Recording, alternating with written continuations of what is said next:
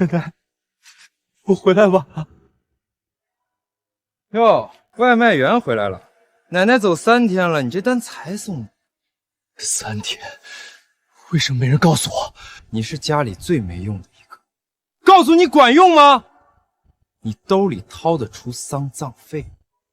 都是一家人，晚上一起吃顿饭，顺便把老太太留下的东西分清楚。好，我听听你们怎么分。镇上2间门面我管，西边鱼塘归老2，南坡果园归老3，村口宅基地给华子。大哥说的在理，我没意见，我也没意见。那我呢？燕子，你常年在外送外卖，好的给你也种不了。奶奶住过的老屋就留给你吧。那破屋刚死过人，又潮又臭，荒坡野草比人高，蛇进去都得饿死。配你正好，哈哈！好田鱼塘门面你们都分了，最后把没人要的破屋丢给我。你不要，连破屋都没有，老屋给他也是浪费。他1年回来几次，不要算球。我要。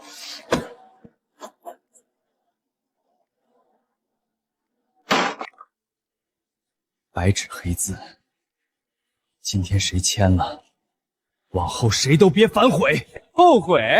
那破屋白送都没人要，你守着那破屋喝西北风去吧你！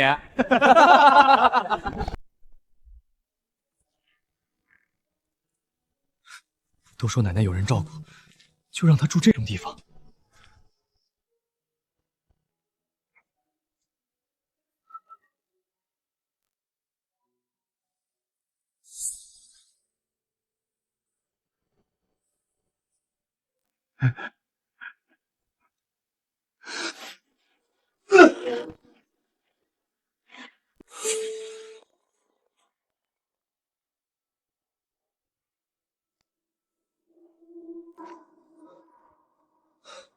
还真是破烂儿。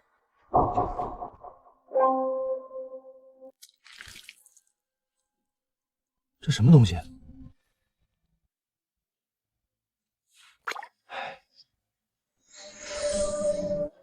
水变清了。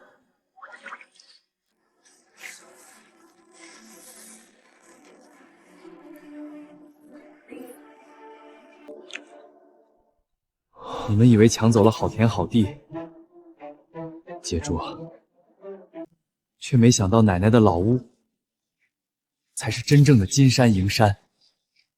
我要把这些山都给包下来！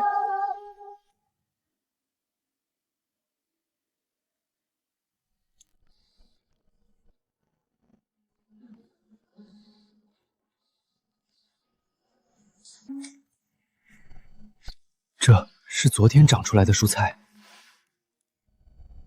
玉培入水，竟然能把菜催生成这样。西红柿能长这么大，那别的呢？这东西绝不能让大伯一家知道。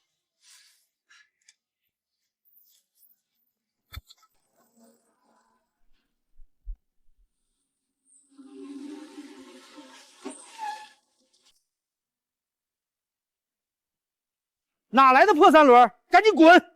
我们这是5星级酒店，不收路边摊的烂菜。这白菜，还有这番茄，怎么这么大？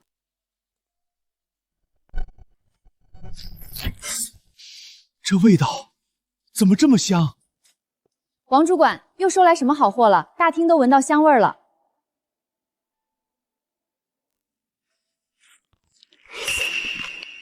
这菜汁水足，果香重，这个口感普通有机菜比不了。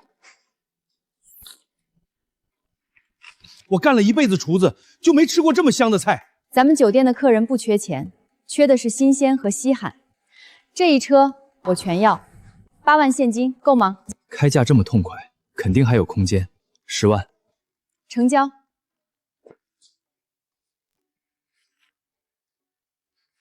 下次有货直接送来，有多少我们要多少。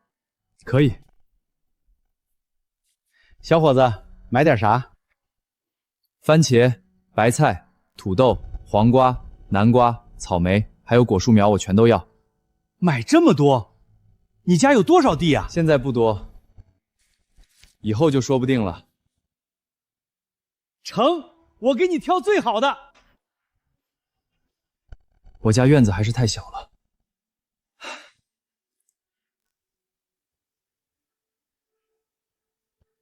得先弄块大的。华哥，你可真厉害，年纪轻轻就在镇上拿下了2个黄金地段的门面，这产权一确认，你可就是咱们镇上有头有脸的大老板了。2个小门面而已，随便做点小生意。娇娇啊，我记得你以前还跟罗燕那穷光蛋相看对过眼，现在还喜欢他。哎呀，华子哥，你可别恶心我了。幸好当初我眼睛亮没跟他在一起，不然现在后悔都不知道怎么写。幸好当初没跟他，不然现在就得跟着住破屋吃土。算你有眼光，哈哈哈哈哈！罗燕那小子，这辈子也就配在土里刨食了，哈哈哈哈哈哈！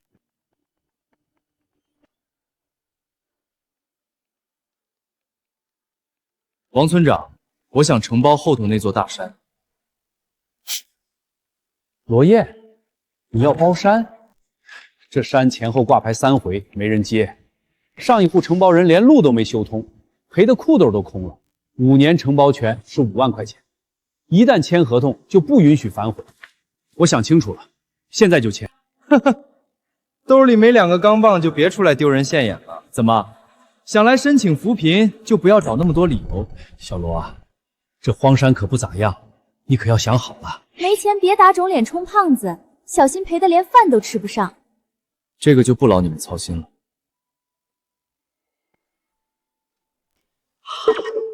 这么多现金，这怎么可能？你一个穷送外卖的，哪来这么多钱？罗燕，这钱，点钱盖章。行，我马上给你拿合同。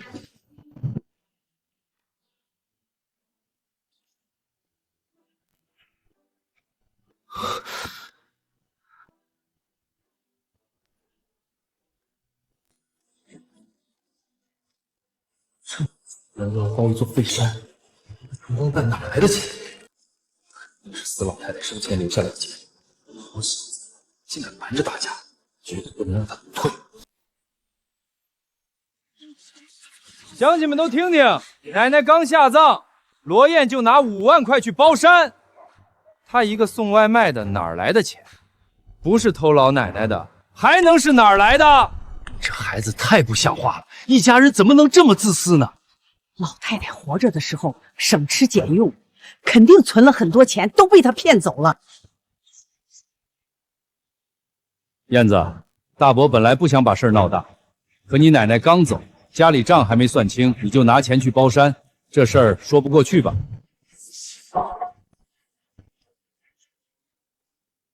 你想算什么账？当然是老太太的钱，你肯定是趁着她生病糊涂把钱都给偷了。罗燕，那是罗家的钱，不是你一个人的。还有奶奶的丧事儿，大棚、酒席、纸钱、棺材，哪一样不是我家掏的钱？你呢？回来磕个头，就想拿走老太太的钱。丧事确实是罗老大家办的，办的还风风光光。要是真拿了老人钱，1分钱不出，那就难看了。燕子啊，大伯不是要逼你，只是老太太的钱得给全家一个交代。意思你们给个丧葬费就觉得了不起了？不然呢？你一个穷光蛋，你给得起吗你？哼，看见没？说不出话了吧？奶奶医药费我花了10万，人活着你，人走了你们大操大办，办给谁看呢？不可能，老太太人都要走了，你怎么舍得花那么多钱？是啊，不像你，光想着开席收理念啊。原来钱都花治老太太上了。人都快走了，还能舍得出钱，这不容易呀。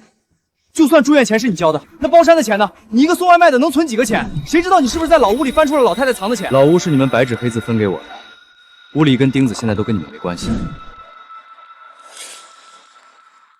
你们来我家闹事儿，还要点脸？行啊，罗燕，在老屋捡到2个钢镚就以为了不起了，我倒要看看你拿那丢荒几10年的破山能种出什么金子。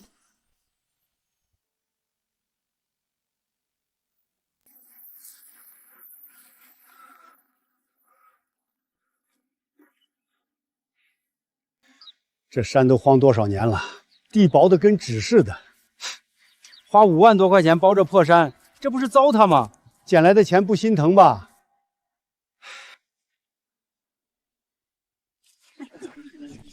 哟，真去山里刨土了？白痴一个！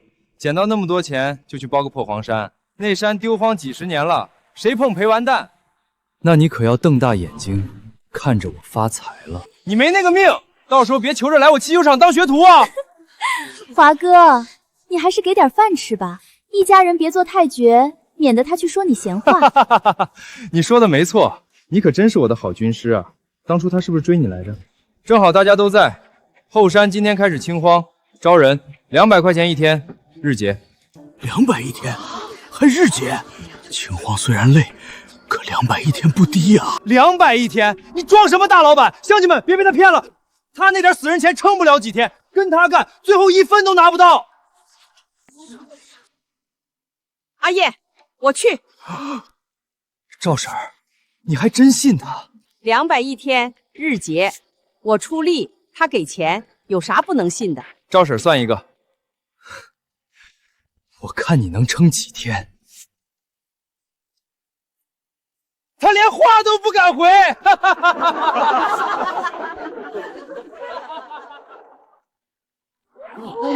这么大的白菜，是真的还是假的？这颜色，这模样，一看就是有机天然菜。多少钱？我先要了。这些蔬菜都是纯天然无添加的珍稀蔬菜，口感好，数量有限，想要的先定先得。我出3000，这颗给我。我出5000，2颗我都要。别抢了，我全包了，现金结。这么大的白菜，我还是头一回见。林总，咱们酒店 APP 服务器都被顾客挤瘫坏了，连下半年的宴请都预定完了。菜没了，一早上就做完了，供不应求啊！我必须要再找到那个人收菜，无论花多少钱，这是让我们酒店站稳脚跟的机会。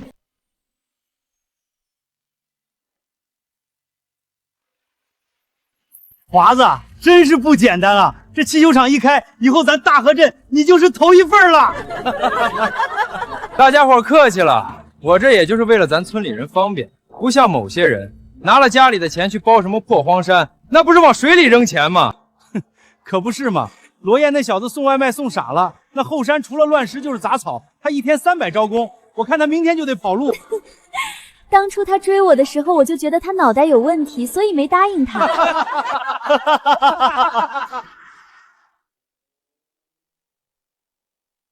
我操，那是啥车？这得好10几万吧？10几万，没见识的东西，那是劳斯莱斯，少说得70、80万打底儿。华子哥哥，这是来给你祝贺的吗？那也太有面了吧！劳斯莱斯，难道是我在城里发的传单起作用了，被大老板看到了？华子，你这面子也太大了，全村都得跟着你沾光啊！林总，怎么能让您亲自来呢？这多不好意思。谁是罗燕？林总，您找那个送外卖的干什么？他就是个穷酸鬼，这汽修厂才是我的。我没兴趣听你的。罗先生在哪儿？我是罗燕。罗先生，鼎盛酒店的贵客点名要您的蔬菜，您有多少，我们要多少。真的是找罗燕啊？啥？他们是来找罗燕的？难道罗燕包那黄山是真有说法？罗先生，这是预付的追加定安定金50万，明天开始，我们酒店的采购车会每天准时到村口对接。看来灵水催熟的东西火了，但价格不能再是之前的价格。林总，他是我堂弟，从小就没什么出息，就是一个送外卖的，你是不是被他诈骗了？鼎盛大酒店的生意需要你这种人来指手画脚。大伙要跟着我发财的要趁早啊！200块钱一天。燕子确实靠谱，昨天去青山回来就收到了200块工资。我也干，这可是大酒店的订单，跟着阿燕有肉吃。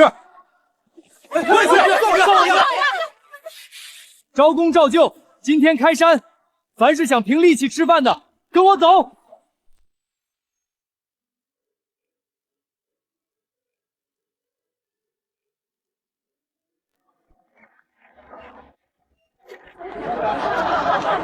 今天还是老规矩，按分级称重，现场结账。阿燕这路子真走出来了！谁能想到咱岔河村还能靠种菜翻身？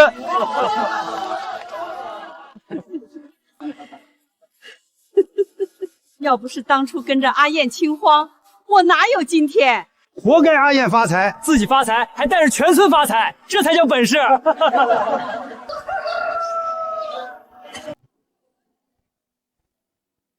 这3个月，鼎盛靠灵泉蔬菜打开了高端市场，获得了广大客户的认可。这一切都多亏了罗总。罗先生，合作愉快。以后鼎盛和灵泉基地就是一家人。合作可以，品质不能降。放心，以后你拥有鼎盛股份，你也有发言权。以后要称呼你为罗总了。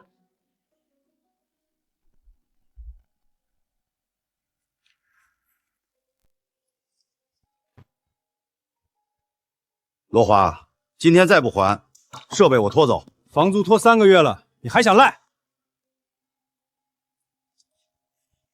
再宽限2天。你这破厂都黄了。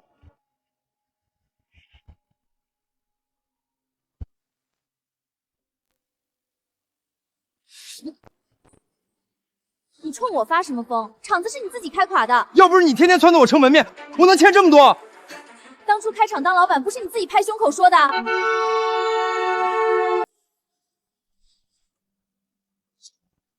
都是罗燕，要不是他把人都拉走了，这厂子怎么会倒？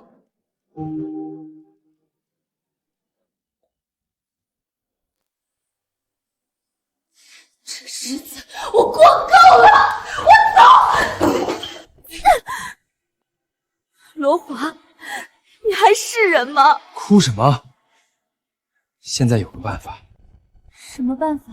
罗燕现在有钱，随便拔根毛都够咱们过难关。你不是说她以前追过你吗？你让我去找他借钱？借钱？你这张脸是去借钱的吗？你想让我去勾引他？不然呢？你去装可怜，装后悔，怎么把他哄住，怎么来钱。罗华，你疯了！我们当初那样羞辱他，他怎么可能理我？老子现在要的是钱！明天你就去找罗燕，借不到钱就别回来。你不是说他以前喜欢你吗？无论你用什么办法，都要把钱给我弄回来。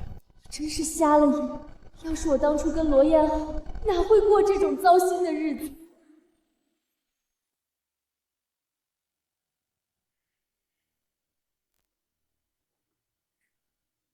有事儿？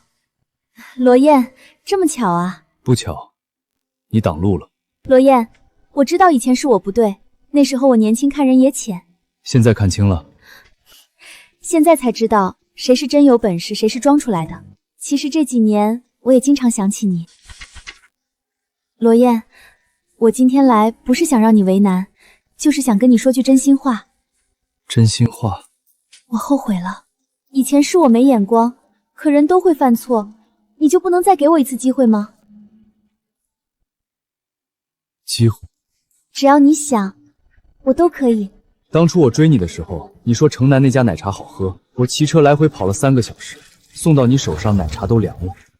罗燕，那都是以前的事了。你当时说一个送外卖的腿脚倒是挺勤快，后来罗华来我家一趟，第2天你就跟我说不合适。罗燕，我那时候不懂事。以前我穷，你嫌我没出息，后来你跟着罗华见我一次笑我一次，灵堂上你站在他旁边说幸好当初没看上。现在我有钱了，你说后悔了。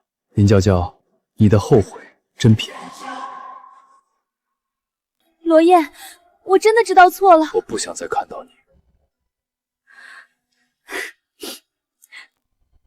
罗燕，你非要这么绝吗？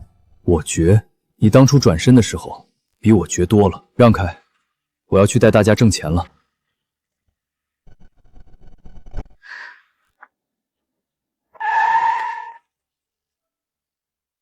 一家子都来了，正好可以算算旧账。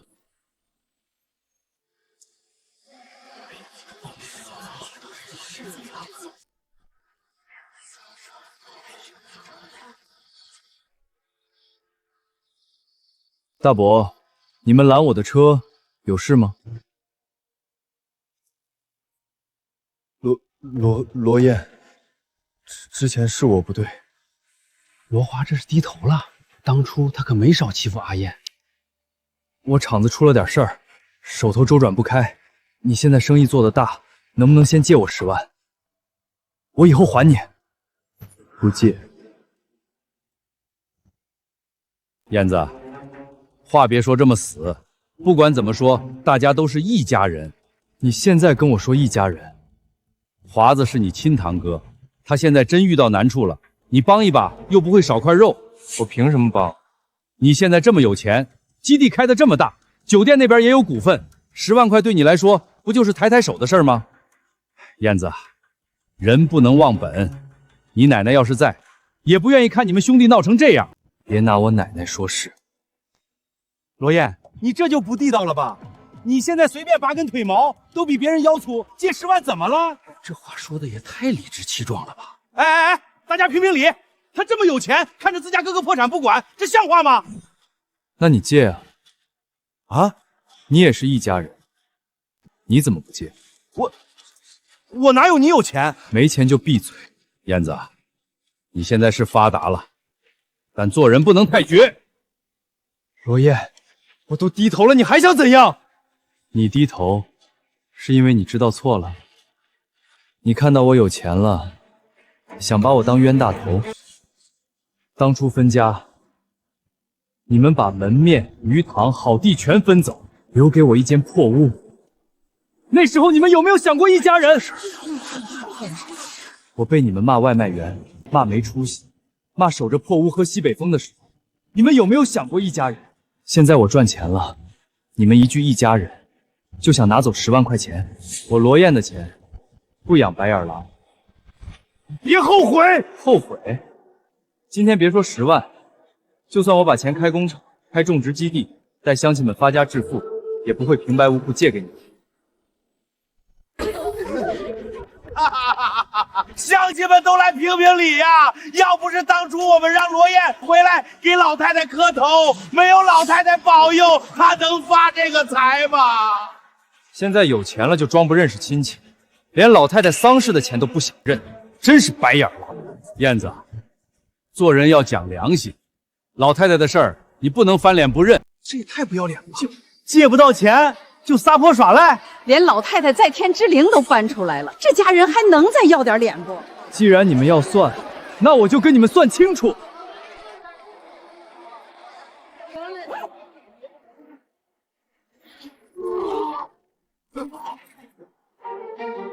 这些年我在外面挣钱，月月给奶奶打钱，结果奶奶却连病都没看上。你胡说八道！分房的时候，好田、好地、好房子全被你们占了，只丢给我一间漏风破屋。奶奶活着的时候，你们在外装孝子，实际上让她在破屋里挨饿受冻。老太太那屋子确实破，冬天根本住不了人，我还见她来借过米呢。燕子，话不能这么说，老太太丧事也是我们办的。活着不管，死了装孝，办丧事办得再热闹，也只是为了名声和收入。你发财了就看不起亲戚，我们今天就是来讨个说法。想要说法可以，基地后面那条臭水沟正缺人挖，100块钱一天。你们3个要是缺钱，就去报名。你让我们去挖臭水沟，嫌少？那就别来我门口演孝子。100块一天不错了，比坐地上哭强。他们不是能吃苦吗？去挖呀！你欺人太甚！刚才你们的一系列动作已经有人发到网上，现在全村人都知道你们是怎么来要钱的。我也看见了，群里都传开了。这下出名了，孝子孝到基地门口要钱来了。走！罗燕，你给我等着！要是当初我没有势力眼该有多好，我亲手把自己的幸福毁掉了。去鱼塘。是，罗总。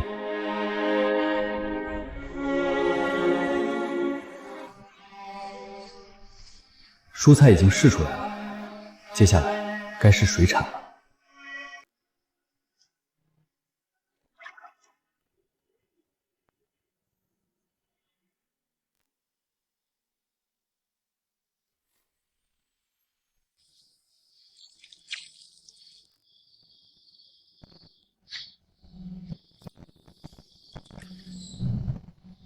咦，刚才我好像看到一条鲤鱼从玉佩里跑出去了。玉佩里的金鲤，就是净化池水的关键。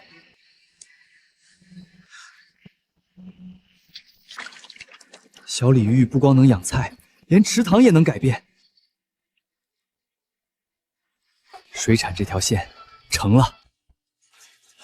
林总，你们这儿的蔬菜虽然绝佳，但顿顿吃素，咱们这肠胃也受不了啊。是啊，这半个月天天吃草，我感觉自己都要变兔子了。要是没点像样的荤腥，以后我们可不来了。罗总，最近营收掉得很厉害，客人也都吃腻了蔬菜，再这样下去，酒店生意怕是要撑不住了。你放心，我早考虑到这个问题，好东西马上就送来。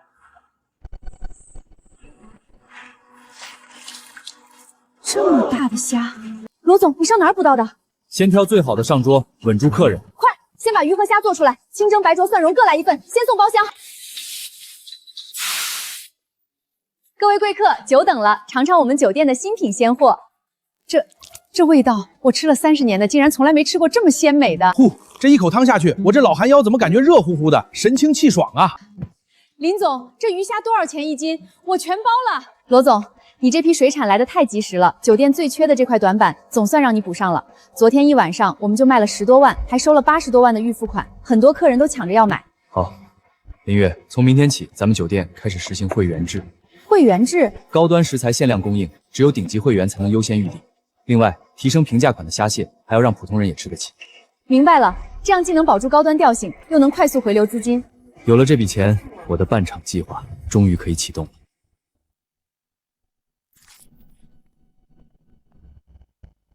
罗华，听说你堂弟办的公司也很红火，你俩是亲堂兄弟，他怎么忍心见你惨成这样？我都不忍心看下去了。别提那个杂种，总有一天他会比我还要惨。我看你也是个人才，不如就跟我混吧。咱们这号人就喜欢六亲不认的人。华哥，我欠你钱那么久，您还愿意要我？钱是钱的事儿，人是人的事儿。连你们都肯帮我，我亲兄弟就是不肯帮我。咱们讲的就是道义，你好好干。汽修厂这点钱只是小钱，哥带你走康庄大道。不信，你等着瞧。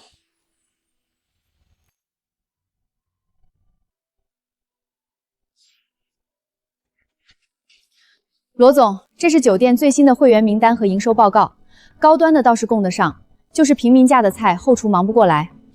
之前让你看的工厂怎么样了？城外有家废弃加工厂，设备旧了点，但厂房、仓库、冷仓都还在。要是能盘下来，果汁、罐头、鱼罐头、蔬菜成品都能统一加工。位置怎么样？离村里不远，离公路也近，最适合你现在扩大生产。好，就它了。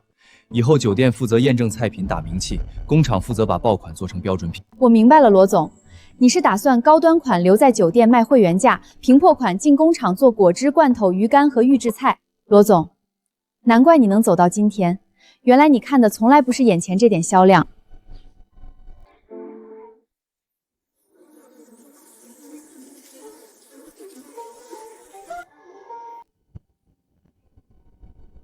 完了，今年果子全毁了。这下真难熬了，卖不上价，还得烂在地里。孩子们在外省厂里打工，1个月也没几个钱，家里又成这样，真是没活路了。果子没全废，都砸成这样了，还能卖给谁？鲜果卖不了，就把好的挑出来，进厂做果汁、果酱、罐头。我准备盘下城外工厂，村里以后统一收果、收菜、收鱼。能做果汁，也能做鱼罐头和蔬菜成品。以后大家伙就不用靠天吃饭了。罗总，你真要办厂？我不只要办厂，还招工。你们的孩子在外省厂里受气，1个月挣不了几个钱，不如叫回来上班。底薪3500，加提成，包吃住，干得好还分奖金。3500还包吃住，那比外面强多了。我现在就给我儿子打电话。我闺女在外面天天加班，赶紧让她回来。妈，村里办厂，别闹了，能干几天啊？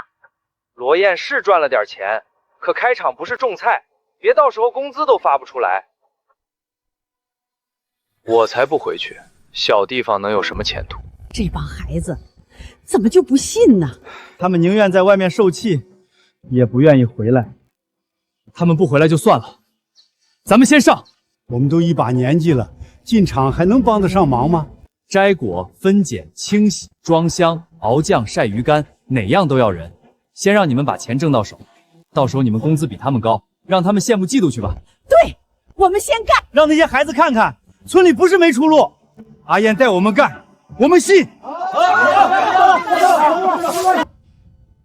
欠了花哥的钱还想拖？厂子卖了，不就什么都还上了？这厂是我半辈子的心血，我不能随便卖呀。卖家，我都联系好了，今天签了，有钱。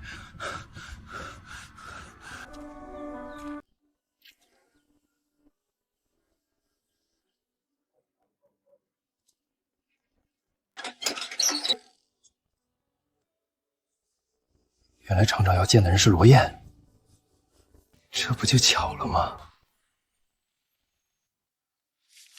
罗总，你是真心想买我这厂，还是随便过来看看？我只是个种地的，没那么多弯弯绕绕，就是想让村里种出来的果子能卖个好价钱。厂子是旧了点，可地段、厂房、设备都还在，只要你肯接，马上就能开工。马上开工不难，难的是先把你窟窿补上。你这厂子看着是个壳，里头欠着的债可不少。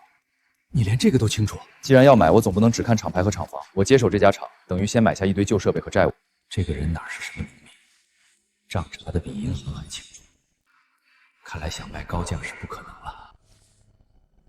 罗总，那你给个价吧。我接手债务，抚发工人拖欠工资，但收购价必须压下来。给个痛快话，到底多少钱？300万，现金。300万，这也太低了。我们当初最好的时候，一个月利润都不止200万。当初是当初，现在银行催贷，供货商堵门，工人工资拖着，你们厂子停一天就多亏一天。你要是等清拍，价格只会更低，工人工资也未必有人接。况且现在能立刻拿出现金还愿意接债务的人不多。你脸上的伤不是摔的吧？没事儿，小伤。债主打的。厂里还有几十号老工人，他们跟了我半辈子。我最怕的就是他们拿不到钱，都怪我连累了他们。我买厂不是为了捡便宜，是为了让它重新开起来。合同签了，工人的工资我优先结清，不会让你难做。罗总，你说话算数。我种地出身，别的本事不多，说出去的话一口唾沫一个钉。好，300万就300万，只要工人有饭吃，这厂交给你总比被人拆了强。我不同意。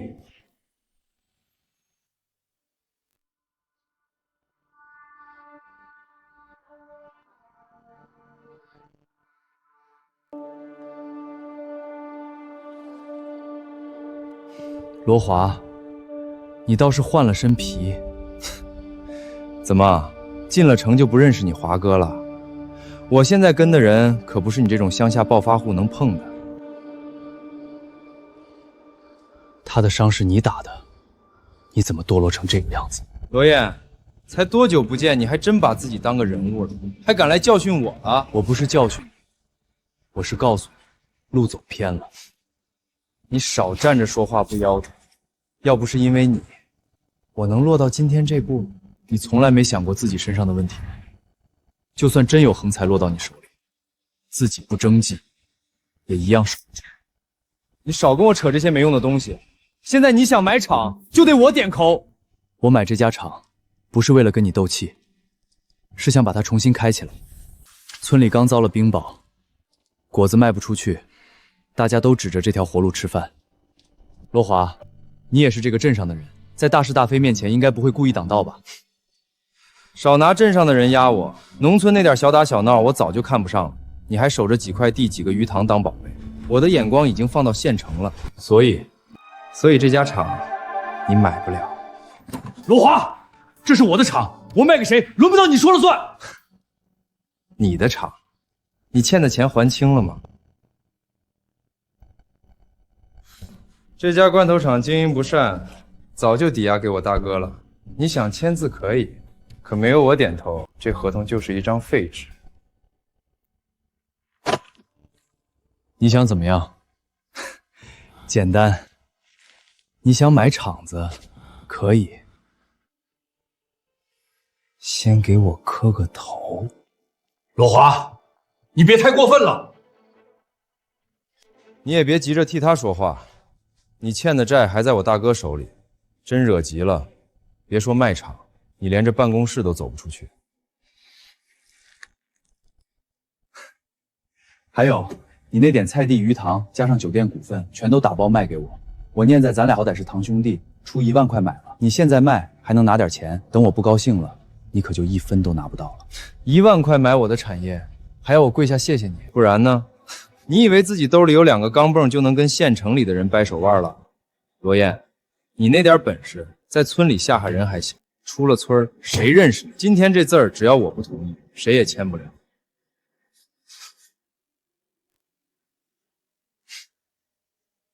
这场我办定了，你拦不住。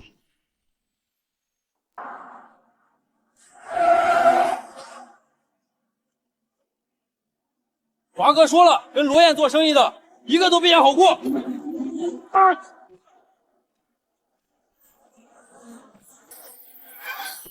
手！你们这是干什么？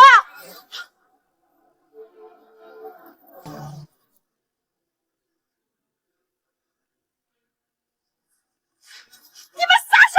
别动我果子！你们这群畜生！去你的吧！狗没王法！少废话！华哥说了，谁敢帮罗燕卖货，谁就别想安手。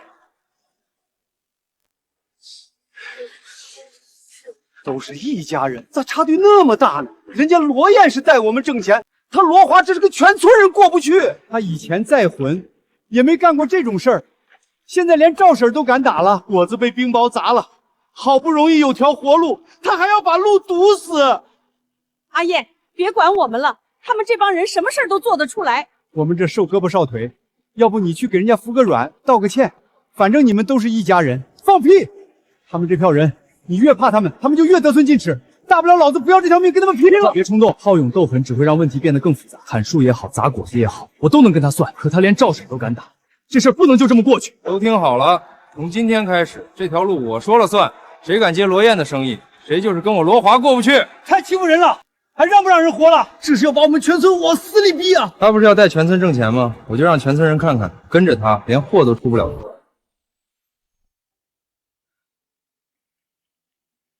罗华堵了路，普通货运一时出不去，但我还有别的路。之前我就往这里投过合法鱼苗，红鳟、金鳟、鲟鱼，全是能正规养殖的冷水鱼。真正要打开高端餐饮线，靠的就是他们。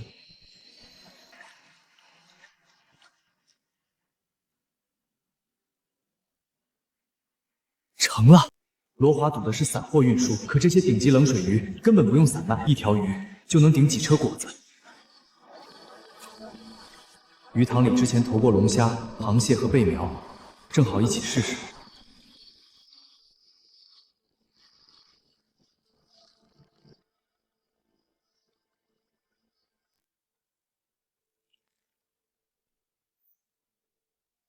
还有意外收获。冷水鱼、虾蟹、贝类，再加上这颗珍珠，足够把那些大老板挤进村了。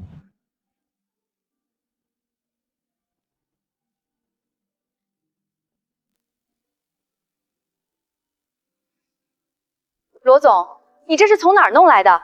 红鳟、金龟、鲟鱼，还有这么大的龙虾和粉珍珠。货是真的，手续也是真的，你负责联系老板。好，酒店圈、私宴圈、珠宝圈，我全都请过来。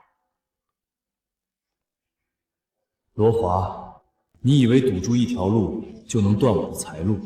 明天我就让你看看，真正的生意是别人抢着送上门。华哥说了，运货的车一辆都不准出去。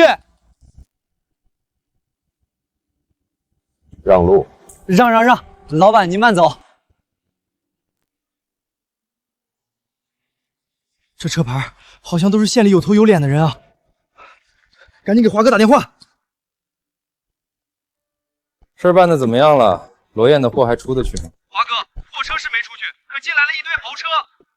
豪车？对，一个比一个来头大，我们不敢拦，全放进村了。这么多大老板跑到村里去干什么？罗总，你说的顶级水产就是这里？各位贵客，先看看普通糖货。这还叫普通糖货？这么大的螃蟹，我做餐饮这么多年都没见过。这批螃蟹我包了，龙虾我要，价格你开。贝类呢？罗总不是说还有极品贝类？鱼塘这批货能订多少订多少，今天先按到场顺序排。好，螃蟹给我排第一批，龙虾我也要1车，贝类给我留200斤。罗总，光鱼塘这批预定款就到账86万。罗总，你说的冷水鱼呢？在冷水洞，跟我来。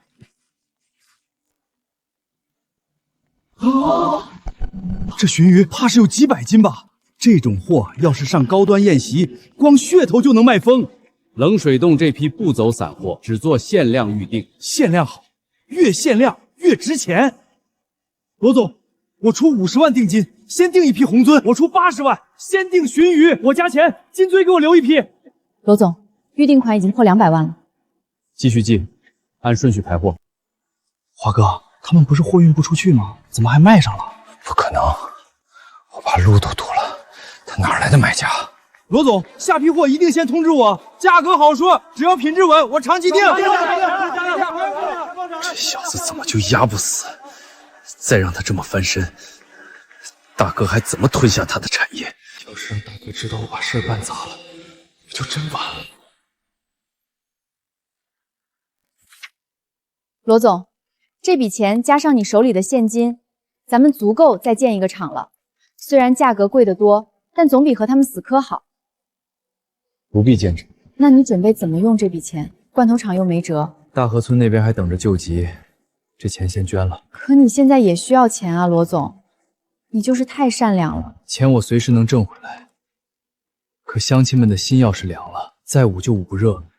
这次冰雹，大家损失都不小，我拿出200万，给村里做救急款。阿燕，你自己不是还要买厂吗？买厂的事儿我会想办法，这笔钱先给大家修路、补果苗、安置受伤的人。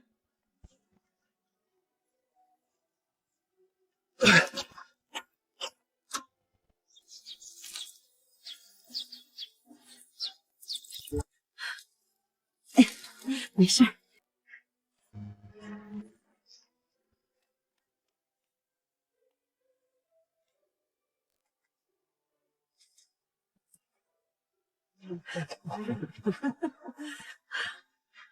阿燕，这份情，婶子记一辈子。要不是你，咱这年真不知道咋过。以后你说咋干，咱们就咋干。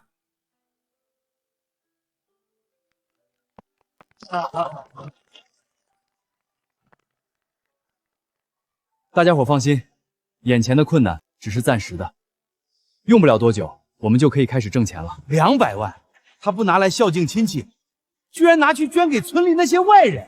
哼，这小子脑壳是不是坏了？自己厂子还没买下来，就先把钱撒出去了。就是，钱不给自家人，拿去给外人花，真是胳膊肘往外鼓。华哥，罗燕把刚收上来的预定款全捐给大河村了，村里还给他送了锦旗。捐了？对，听说有200万。都到这时候了，还想着装好人？钱一捐，他拿什么买厂？继续盯着，等公开招标一开，他连门票钱都凑不出来。罗华，你以为我没钱了？可你不知道，真正能把生意做起来的，从来不只是钱。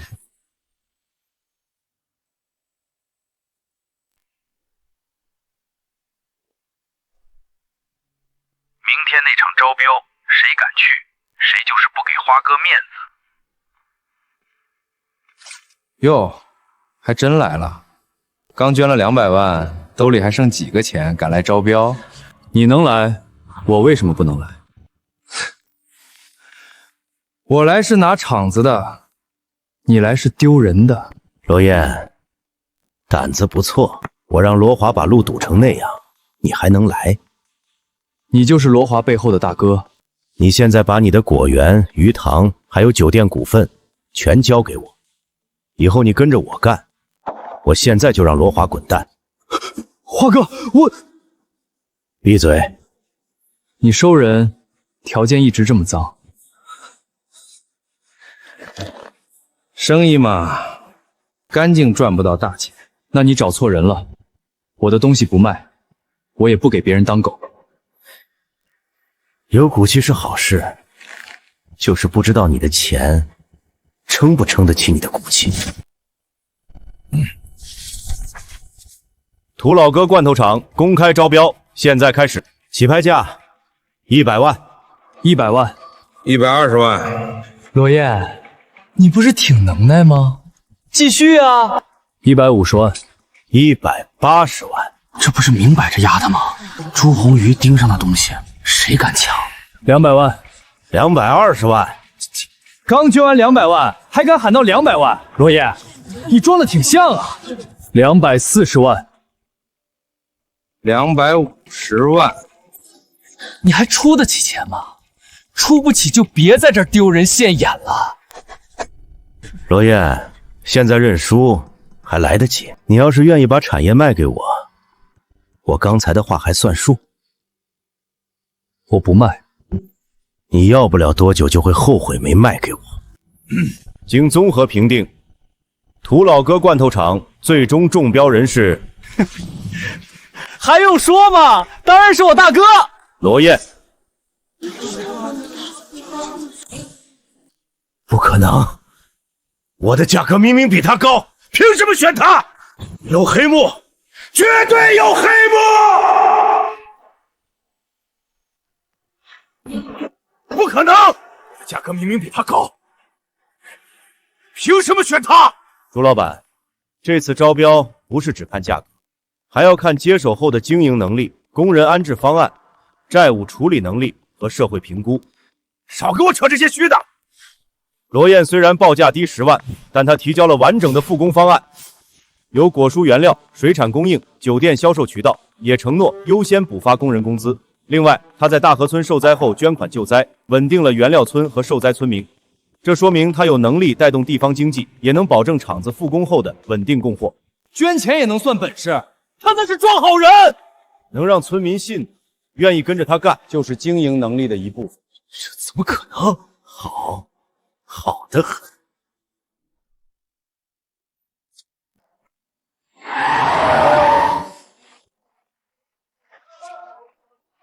罗燕，在里面靠几张纸赢了，不代表你真能拿走这家厂。你想干什么？签了，2万块，把你刚中标的厂子和相关权益转给我。2万块不少啊，够你回村继续种地。2万块嫌少，你也可以1分钱不要。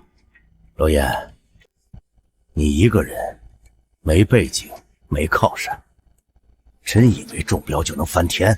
不想死，就把字儿签了。刚才在里面不是挺硬气吗？现在出了门，你再硬一个给我看看。白纸黑字抢不走，就准备带人硬气。我只看结果，今天你签，厂子归我；你不签，后果自负。罗燕，你不是喜欢在全村致富吗？你要是被打废了，我看谁还跟你干。谁敢动阿燕下试试？罗燕帮我们渡难关，你们现在还想抢他的场，还有没有王法？堵路、砍树、打人，现在又来逼签合同，你们真当我们大河村没人了？阿燕拿自己的钱救我们，今天谁要欺负她，先从我这个老太婆身上过去。罗华，你个没良心的东西！阿健是带大家吃饭的人，你倒好，跟外人一起害他。你们少多管闲事儿，多管闲事儿。阿燕的事儿就是我们全村的事儿。对，谁敢动罗燕，就是跟全村过不去。罗华，你还有脸站这儿？你砍我们的树，堵我们的路，还打赵婶儿，你一家子以前就没良心，现在更不是东西。罗燕，今天算你运气好。不是我运气好，是你小看了人心。咱们走着瞧。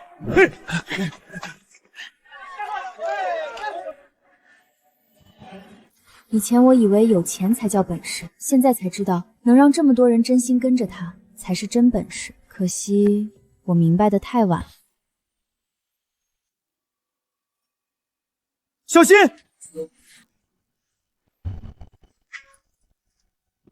大爷，多亏您提醒。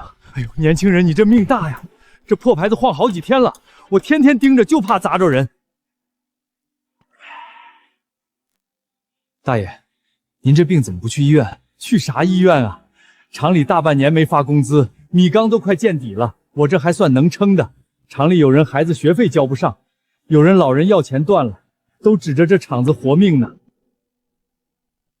听说今天新老板要来。新老板，这破厂谁接谁倒霉，谁还管咱们的死活？万一人家愿意发工资呢？别做梦了，谁会拿自己钱填别人窟窿？我买下的不是一座厂，是这几十号工人背后一家老小的活路啊！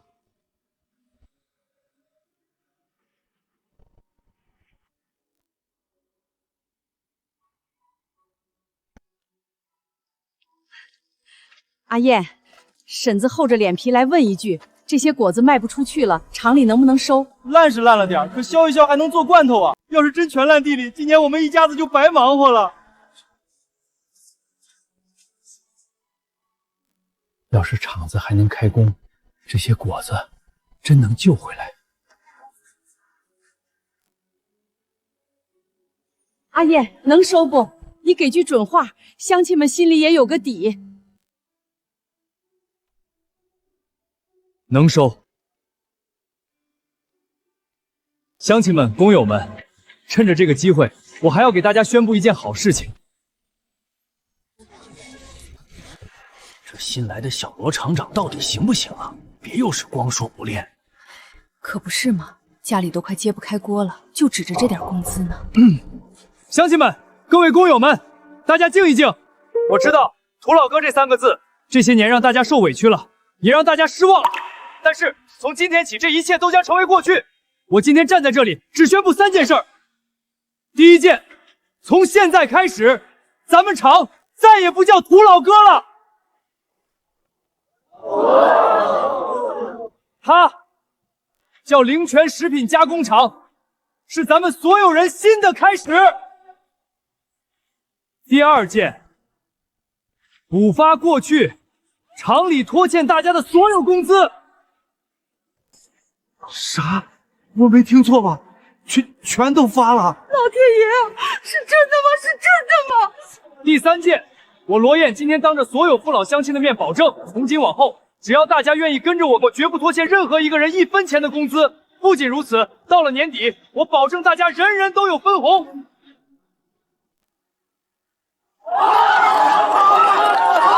小罗厂长牛逼！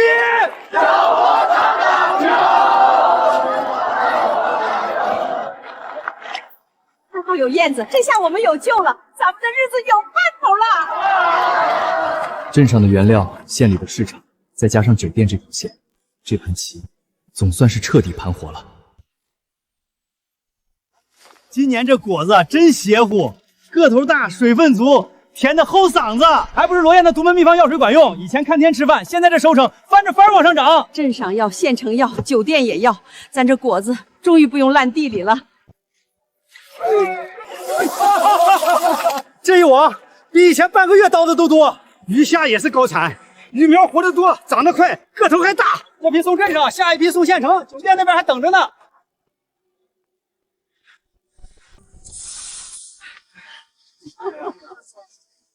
5000多，一个月工资5000多，你这比我儿子在外省打工还高啊！我给我儿子说，他还不信。我把工资账拍过去，他半天没回话。我家那小子已经买票回来了，说外头再好也不如回村跟着罗燕干踏实。多亏了罗燕啊，不然咱哪有今天这好日子？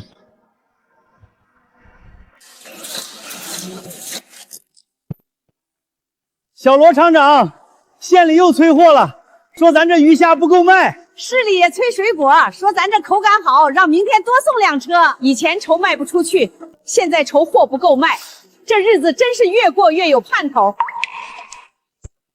果子、回虾、厂子、酒店，这几条路总算跑通了。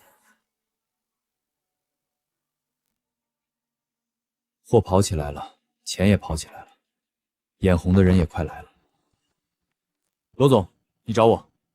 赵勇，你以前是特种兵，身手和纪律都过硬，厂子摊子大了，运输线、果园、池塘都得有人护着。你说咋干，我听你的。我准备组建安保队，这事儿你来带头。放心，我当过兵，我把我战友们一起叫来，以后谁敢动咱村的货，我第一个不答应。饭碗端起来了，就得护住。谁敢砸乡亲们的饭碗，我就砸他的锅。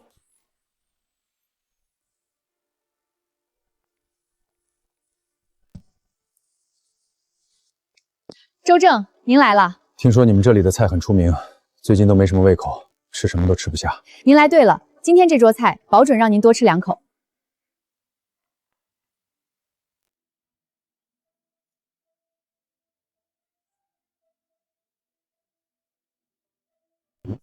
周正，怎么了？周正，您慢点儿。这些菜哪来的？来自林泉食品加工厂供货，罗燕是那个厂的老板，也是我们酒店的大股东。好，我先下1000万的单，后面还有。周总，您下1000万的单，只是开始，后面还有更多。货要稳，别给我掉链子。罗燕，省城龙头企业老板周正那边定了，先下1000万的单，要求我们最快时间送货。还有别的要求？有，他希望我们在省中建一个站点，方便以后集中供货。可以，省城站点确实该搞了。灵泉不能只卖嘴上的生意，得做成一条能赚钱，还能让大家日子好过的路。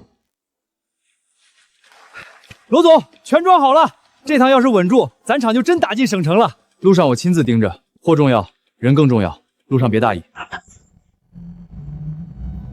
罗燕到底哪来的钱？天灾人祸都砸他头上了，他还捐款补工资盘厂子，现在又接省城1000万单，他就算把山卖了，也凑不出这么多现金。这小子到底是从哪儿蹦出来的？华哥，我知道一点。说，罗燕以前就是个送外卖的，穷的全村都知道。他是分到奶奶那间老屋之后，才突然发家的。老屋？对，当时全村都笑话他捡了个破烂，可他搬进去没多久，就包山养鱼开厂，钱跟流水一样往外拿，这里面肯定有事儿。盯住那批货，我倒要看看你这钱到底是从哪儿来的。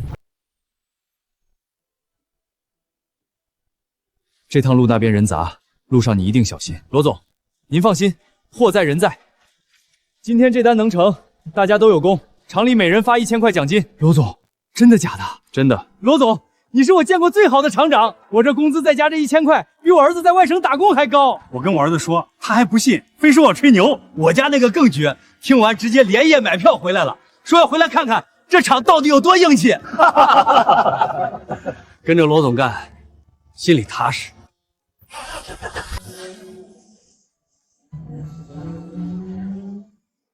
早知道罗燕现在能折腾成这样，当初就不该那样对她。现在说这些还有啥用？人都走远了，他现在又发钱，连厂里工人都得沾光。咱们当初真是把路走死。要不咱们找机会去给他认个错，讨个好。我可不去。罗燕那种人就是个白眼狼，他小时候我还请他吃过面来，现在有钱全忘了。朱总，我知道罗燕的秘密。2年前那场鲍鱼宴，我亲眼看见他偷偷摸摸拉着东西往城里去。什么东西？我没看清，可那天之后，他就开始包山种地，村里人都知道他以前就是个穷送外卖的。还有罗燕奶奶，我记得是大户人家逃难来的千金，祖上有钱的很，那老屋里肯定有东西。怪不得一个穷小子突然翻起来。还有冷水洞，罗燕在那儿弄了不少野生海洋生物去卖，贩卖野生动物，这可是违法的事情啊！这就够了。喂，老刘，我要举报罗燕，对，巨额财产来源不明，还有非法贩卖野生海洋生物，我这里有证据。朱总，这是罗燕明天有一批价值上千万的特级海鲜，要走省道送给省城的大老板。您是想花重金找一批敢玩命的，半路劫道。只要人被抓，货再出事，灵泉厂就得塌。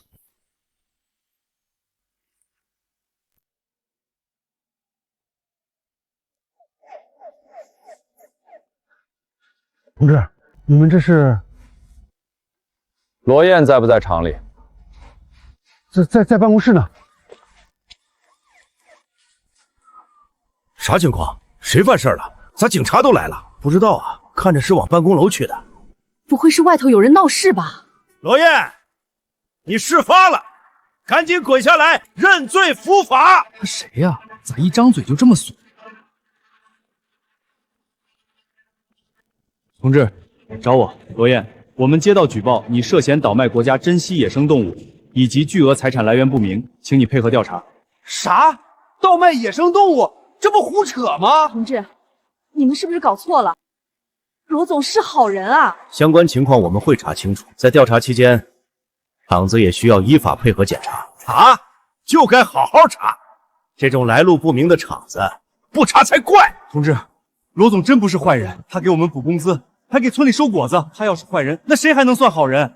肯定是有人眼红。罗总刚接了省城大单，马上就有人来举报，这也太巧了吧！我们厂好不容易活过来，不能说查封就查封啊！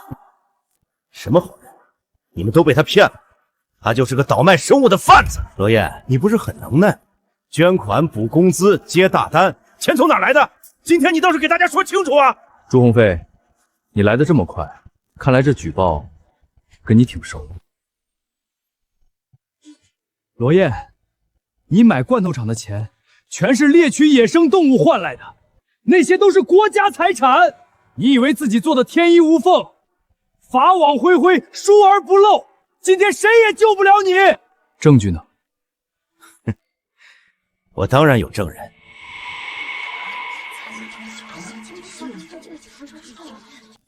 我来作证。你还是罗总亲戚的，自己亲戚你都害，你还是人吗？朱鸿飞，你个黑心玩意儿！前一个厂长就是被你逼得跳楼自杀的。现在我们日子刚好点，你又来害罗总。罗长秀，你真不是东西！罗总发达了没往村里，你倒好，转头就来捅刀子。都安静，一个一个说。罗燕以前就是个穷送外卖的，自从继承荒山和老屋，突然就发财了。我亲眼看见他卖鲟鱼，那些东西都是冷水洞里的，都是荒山里的国家生物资源。我这是大义灭亲！你放屁！你们这帮生儿子没屁眼的黑心玩意儿！罗总救了我们厂，救了我们一家老小，你们这是想把我们饭碗砸了呀！不管怎么说，都改变不了罗燕你违法的事实，下辈子就在里面过吧。罗燕，举报内容很严重，请你配合调查。如果没有相关手续，厂子也要依法查封。罗燕，怎么不说话了？怕了？我还以为你是什么枭雄人物，没想到也是个下三滥货色。你都死到临头了，还嘴硬！林月，去楼上办公室，把我抽屉里的东西拿下来。好。别白费力气了，你现在乖乖认罪伏法，还能争取宽大处理。等你倒了，你的厂、你的地、你的一切，我都会全盘接收。你做梦不答应！想想罗总的厂，先问问我们这些工答不答应？一群臭打工的，也配跟我叫板？警察同志，你们可千万别被他骗了，他最会装。以前穷的连饭都快吃不上，现在突然这么有钱，肯定不干净。你闭嘴吧！亲戚做到你这份上，真丢人。罗长秀，你这种人，谁沾上谁倒霉。罗燕，东西拿来了。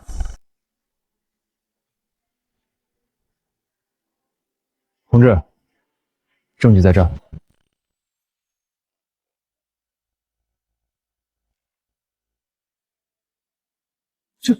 这是省市里给的证书。罗总果然是个大好人。先别急着看这个，同志，您先看这个。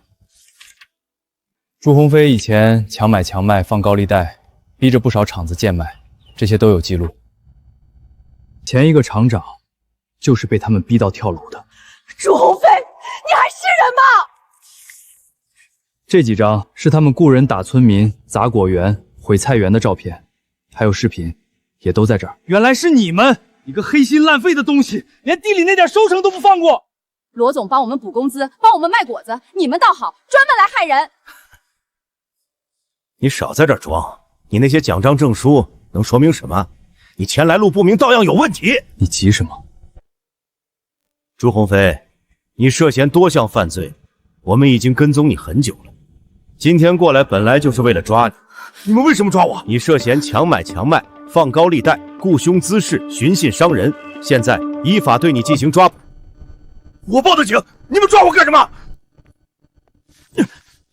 举报不代表你就干净，你的证据我们早就掌握了，不过小罗同志提供的更丰富。罗燕，你别得意，你给我等着，抓得好！这种人早该抓了。你不是挺能吗？现在怎么不叫了？罗燕同志，谢谢你配合。你们厂这段时间的情况，我们都看在眼里。像你这样的好企业家，我们肯定不会轻易上门，应该的。罗燕，你以为这样就结束了吗？你的货还得完。罗总，赵勇已经押着那批货走了，会不会出问题？周老板那边不好惹，这单要是出一点岔子，以后合作就全悬了。朱鸿飞那人心狠手辣，肯定不会善罢甘休。我也觉得不踏实，怕他再整幺蛾子。这单要真出事儿，咱厂就麻烦了。没事儿，我早料到他会动手。罗总，那可是省城的大单，真不能大意啊！要不我们报警吧？做生意，走一步看三步，等刀架到脖子上就已经太晚了。这批货你别只走一条路。罗总，你是说真货走水路，假货走陆路，按我的路线走？罗总，还是你想的周到。路要是太顺，反而容易出事。明白，我照你说的办。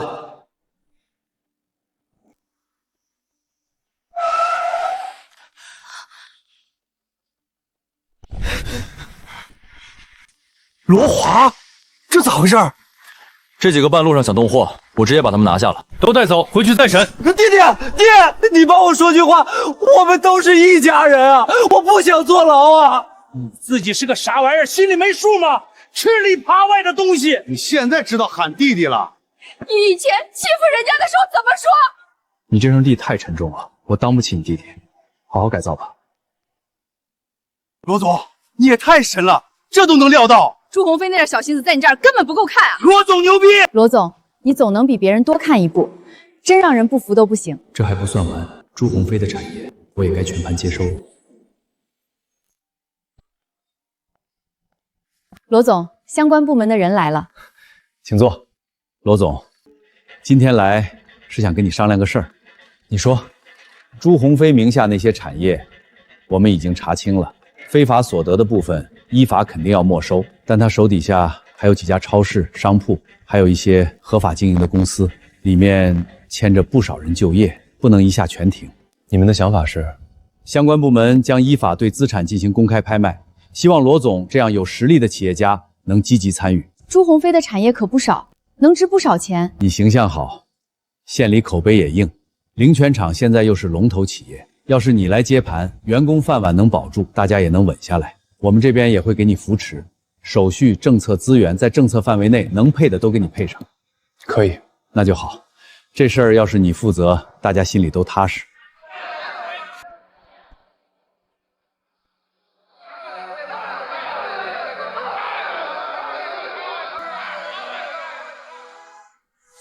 省城的度假村也一起收购，有点远吧？这度假村听说笑好一直在亏钱，朱飞鸿当初一直想脱手，没人要。反正本来就要在省城建个站点，而且我还有其他的安排。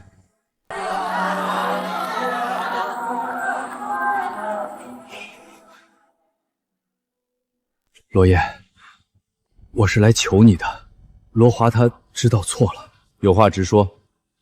我想请你念在亲兄弟的份上，给他写个谅解书，少判2年，早点出来。他真的知道错了，求你高抬贵手，给他一条路。大伯，他不是一时糊涂，是一步步把事儿做绝了。我要是替他开这个口，对不起厂里这些人。罗燕，抛开过去不谈，他总归是你哥哥呀，咱们都是一家人。他害人的时候就该想到今天这一步，该咋判咋判。谅解书我不会写。罗总，朱鸿飞那边的产业，咱们现在基本都接下来了。这么一来，咱厂的摊子是真铺开了。就是省城度假村可能有点风险。度假村对别人来说有风险，对我而言也许是新的机会。1个月前，灵泉厂还只是县里一座快倒闭的厂，现在朱鸿飞留下的超市、商铺、仓储、冷链都汇并了灵泉。从此以后，灵泉食品加工厂正式升级为灵泉集团。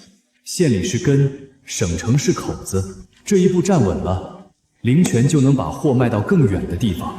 罗总，这个度假村项目之前亏得很厉害，朱鸿峰砸了几千万都没盘起来。位置不错，有山有水，底子还在，有风景。可价格不低，位置太偏僻了，周围没什么人，还只是烂尾半成品。如果想要运营，接下来还要继续投钱啊。项目废不废，也得看落在谁手里。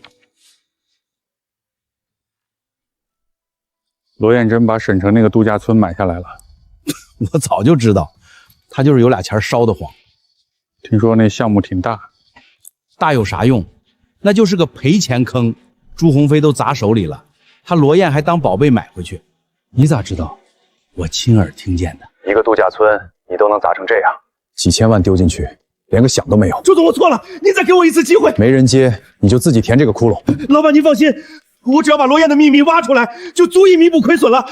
你就看着吧，罗燕这回买的不是度假村，是个大窟窿。那他要真赔了呢？咱家也有人在厂里上班，赔才好。他不是能耐吗？这回看他咋翻身。罗总，出事了！怎么了？周正那边发来通知，说我们严重违约，没有把货送到，要我们赔偿违约金。可那批货明明是赵勇亲自送过去的。看来省城这盘棋开始落子了。赵勇，那批货到底怎么回事？林总，那批货是我亲自押送的，我可以保证，货肯定送进了他们仓库。他们现在说没收到。不可能，我当时不放心，还特意和对方拍了视频，交接单我也签了，数量、箱号、时间我都看过，没问题。赵哥，货我们点过了，没问题，您在这签个字就算交接完了。行，哥几个回头喝两杯。你被人下套了。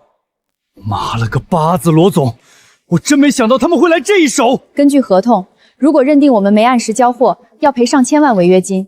更麻烦的是，周正之前打来的预付款已经拿去买度假村了。罗总，是我害了你，要不是我签了那个单子，也不会出这事儿。勇子，这不怪你。罗总，可货是我送的，对方有备而来，坑早就挖好了，换谁去，结果都一样。罗总，那现在怎么办？最近拓展太快，酒店这边账上的钱也不多。喂，罗总，省城的周老板要和你单独见面。行，我去见他，我倒要看看他葫芦里卖的什么药。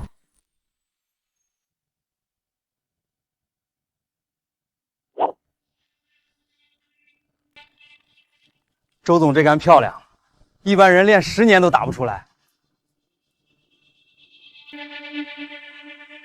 罗燕，你来的挺快，周总找我当然得来，别叫得这么客气。今天找你来不是喝茶，是算账。你货没送到，钱和违约金都得赔，合同白纸黑字写着，赖了你。货明明进了你们仓库，当时我的人还拍了视频。视频？乡下人就是乡下人，以为拍个视频就能当证据了。估计以前送外卖送惯了，以为签个收就算完事儿。周正，你这么大老板，玩这种脏招不嫌掉价？脏不脏不重要，有用就行。你那批货是进了仓库没错，可签收方不是我公司的人。然后呢？你就可以不认账了。你们擅自把我的货交给别人，给我们公司造成了巨大的损失，这个责任谁来负？听懂了吗？你货交错人了。这种低级错误，也就小地方来的老板会犯。直说吧，你想要什么？聪明，这才像谈事儿的样子。退预付款，赔违约金，你们灵泉厂现在拿得出来吗？听说你刚买了度假村，账上的钱都压进去了。现在让你赔上千万，你公司怕是拿不出来吧？人家刚当上集团老板，还没做热乎呢，怕是今天回去，总部牌子都得摘下来。我也不把你往死里逼，给你一条活路。说，把你手里的厂子、冷链、超市、商铺、度假村，还有你那个秘方，全都交给我。我可以不追究这次违约责任，还大发慈悲给你100万。100万，就想买我全部家底？罗燕。你别嫌少，你以前送外卖，100万够你跑几辈子。周总这是心善，还给他留点饭钱。要我说，1分钱不给，他也得乖乖把产业交上来。我就说，朱鸿飞没这个脑子，什么意思？举报、截货、度假村违约通知，一环扣一。朱鸿飞没中货散，顶多会咬人，不会下棋。你才是朱鸿飞背后的老板吧？看来你也不算太笨。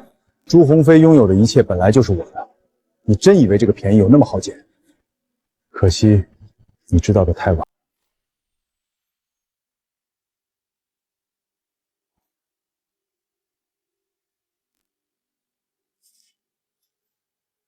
罗燕，你这人有点本事，我手底下正好少个有头脑的人物。什么意思？朱鸿飞那个位置空出来了，你要是愿意跟我干，我给你的权限比朱鸿飞还大，保证让你吃香的喝辣的。罗总，这可是周总抬举你，多少人想攀都攀不上。你有秘方，有脑子，跟着我，省城这块盘子，你也能分一口大的。我自己的饭碗端得挺稳，不用跪着吃别人的。敬酒不吃，吃罚酒。我不爱喝别人递来的脏酒。你别把自己太当回事了。你扳倒的朱红林，就只是我手底下一条狗，听话就牵着，不听话就弃了。打败一个弃子，就真以为自己赢了？这些年，他替我干了不少脏活，现在被盯上了，我正好顺手丢掉。你收购的那个度假村，也是我不要的烂摊子，几千万砸进去，半死不活，卖没人要，留着天天亏。那地方狗路过都嫌荒。你倒好抢着接，罗燕，我还真得谢谢你，给我把坑填了。签了他，拿钱走人，相安无事。不签呢？不签，违约官司我跟你打到底，上千万赔偿先压死。你公司刚扩起来，经得住几天折腾？银行那边，我一句话，你1分钱都贷不到。供应商会断货，客户会退单，员工也会跑路。到时候你那个灵泉集团牌子还没挂热，就得摘下来。还有你那个秘方，你以为我查不到？你亲戚里有的是人想卖你，是吗？罗燕，你一个送外卖出身的乡下小子，能爬到今天不容易。我给你100万，是给你留条后路。拿钱走人，起码还能当个富户。最后问你一句，签还是不签？周正，你这不是谈生意，是抢饭碗。可惜我罗燕的饭碗端不。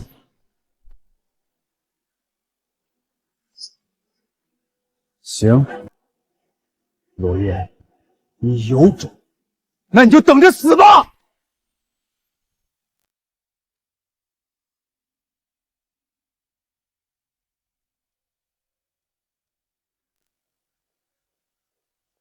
罗总，周正那边法务起诉了，来得还挺快。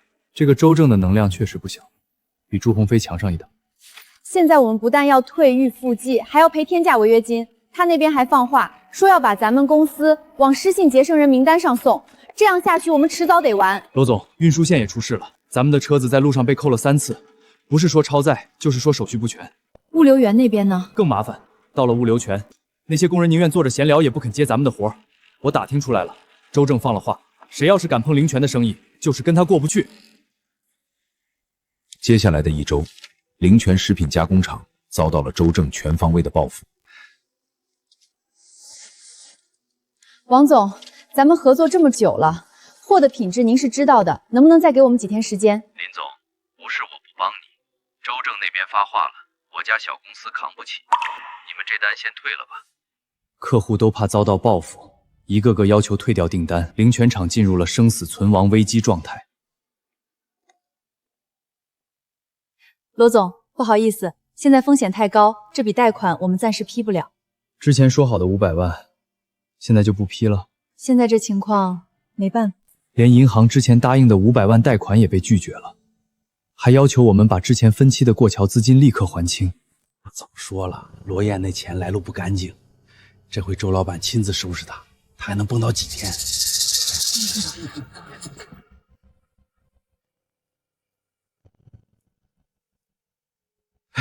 周总，我跟你说，罗燕突然发财，肯定跟他奶奶老屋和冷水洞有关，还有那个秘方，我看80%也在那儿。您放心，只要能把他弄倒，我这边还能帮您打听。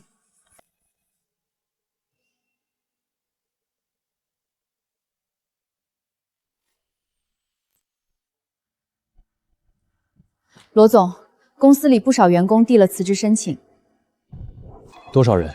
不是1、2个人，是一批批都辞职了。他们都觉得灵泉厂扛不过这一关。林总，对不住了，我家里还有老人小孩，真不敢赌。这公司现在官司催债退单一堆，留下来迟早也得死。林总，你能力强，去哪儿都有人要，真没必要跟着一起耗。燕子，听叔一句劝，别硬撑了。周正那种人，你斗不过，这可是1000多号人的饭碗。你要是再不低头，大家都得跟着你完蛋。再怎么样，也比你以前送外卖强吧？谁让你们进来的？我们也是为你好，你别不识好歹。现在村里就靠着这个厂吃饭，你倒了，我们也没饭吃。所以你赶紧服个软，把厂子交出去，别连累大家。这是我的厂，你们靠我过活，还叫我别连累你们，谁给你们脸了？你啥意思？本来你们进入公司，我也是睁一只眼闭一只眼。现在你们不想干，现在就可以走。罗燕，我们是你长辈，你居然这样和长辈说话！从今天开始，你们几个全部开除。灵泉集团不养吃里扒外的。我是你二伯，你居然开除我？开就开，你还真以为我们稀罕？周总早说了，你这破集团撑不了几天，等你倒了，我们去省城龙头大公司上班，比跟着你强100倍。就是，到时候你求我们回来，我们都不回。再不走，我就叫保安来请你们。他们都走了，你为什么不走？罗总，我跟着你走到今天，不是为了混日子，咱们有困难就一起扛。我信你，以前那么多别人觉得没路的事儿，你都能闯出来，这次也一样，我信你还能赢。罗总，我没事，就是没睡好。别说话了，一切有我。现在正好剔除一些毒瘤，给公司瘦瘦身。林月，还得辛苦你在公司坚持1个月，我要离开一趟公司。罗总，你要去哪儿？赵勇，这1个月内公司的安全交给你，谁闹事，谁砸场子，直接处理，保护好林月。明白，我会保护好嫂子的。我们不是那种关系，不要乱说。罗总，现在外面都在盯着我们，你一个人出去太危险。最后再坚持1个月，我不会让你们失望。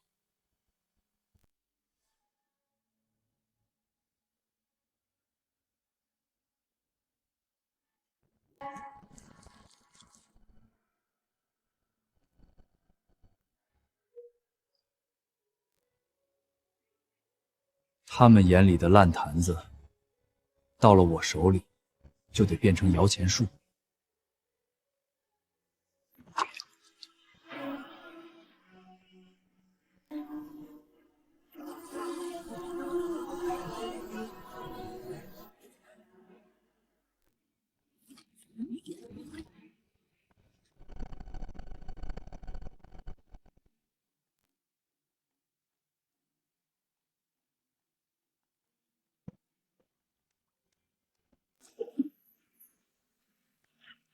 这1桶水下去，青云山就该换个活法了。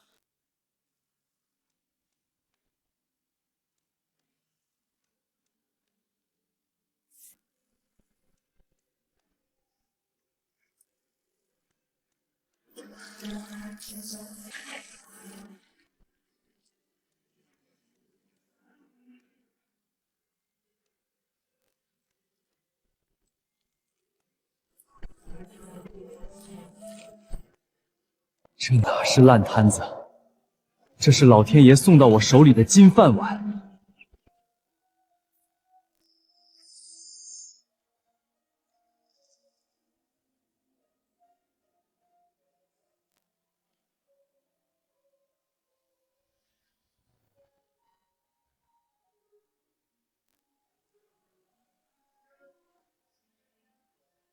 我靠，这是什么地方？仙境吗？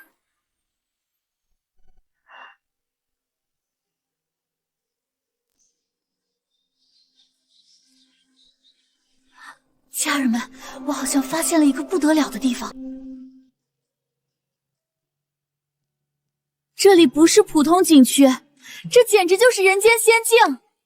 陶渊明写的世外桃源，原来真有。你们看，这是不是保护动物？这里怎么会有这么多鸟？我没看错吧？这些东西现在还能看到。您好，请问您是这里的工作人员吗？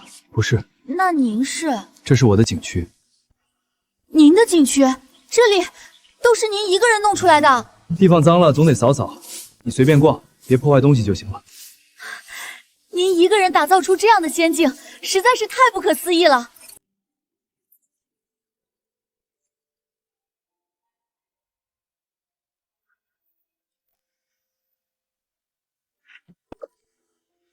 你来干什么？不用担心，我是来报信的。听我说，明天周正要带人来拆场子。你会这么好心？我知道你们不信我，但我现在是真心回国了。这不是罗华他爹吗？儿子进去了还好意思出来？以前他们家怎对罗燕的？现在遭报应了吧？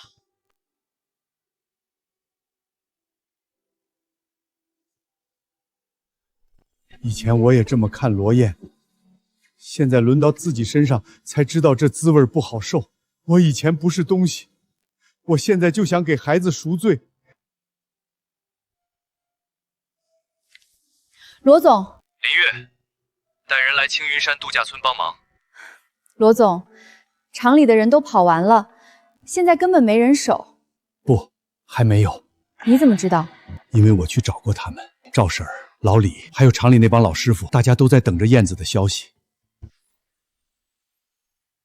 哎呦妈呀，这地方也太峻了吧！我咋感觉自己走错到神仙窝里来了？我的亲娘哎，这是度假村，我还以为一脚踩进天宫了呢。罗总，这哪是度假村啊？这是把省城老板的钱袋子往外拽啊！别光看见，跟我来。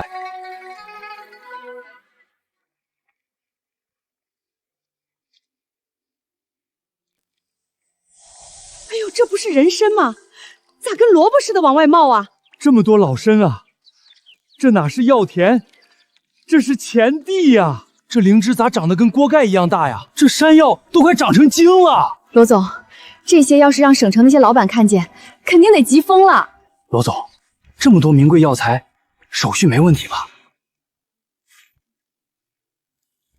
1个月前就办好了，该有的手续都有。这下谁也挑不出毛病了。联系省城那些老板，让他们过来看看。我马上打。王总，我们这边有一批很特殊的药膳食材，您要不要过来看看？林总，不是我不给面子，现在谁不知道周正盯着你们，我不方便过去。李总，您之前不是一直想找高端药膳食材吗？我们这边现在有现货。我听说你们跟周正闹得很僵，这个节骨眼儿我还是不掺和了。他们还是怕周正报复，不敢来。该来的总会来，急什么？这人参是真的。我查一下这个灵泉仙境在哪儿。喂，王总。林总，你们那地方我刚刷到了，地址发我，我现在过去。李总，刚才是我话说早了，那批药材你给我留着，我马上到。还有位吗？给我留一个，别让别人先定了，我带人过去。位置发我，马上出发。罗总，电话打爆了，他们都要来了。怕周正的人不少，可怕错过好东西的人更多。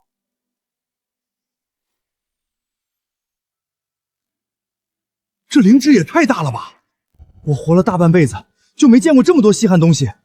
我平时也算见过世面了，今天站这儿，咋感觉自己跟土包子一样？罗总，他们都看傻了。让他们看，真东西不怕看。这个山菌我要了，多少钱？你开。凭啥你要？我先看上的。那灵芝给我，我出双倍。我出50万，先拿一批。我出80万，给我留药膳包和黄金。那批天麻我全包了，价格你们别跟我争。一个一个来，别急，先登记。东西可以卖，但不能乱抢。谁要什么，按规矩来。罗总，你定规矩，钱不是问题。对，只要东西给我留住，怎么定都行。刚才那些只是普通货而已。啊，刚才那些还叫普通货？这是人参，这参得多少年份？这东西拿出来卖，罗总，你真舍得？我出300万。300万你也好意思？我出500万、800万，这参我要了。800万，罗总，你把这参让给我，我欠你一个人情。以后省城有事儿，你一句话，用投省城商超渠道，只要你点头，这参归我。我可以帮您介绍3家酒店，不，5家。都安静。王老板也来了，全国前10强企业的老总，他都开口，咱们不好争了。罗总，这株人参我要了。王老板，这东西大家都看上了，我出1000万。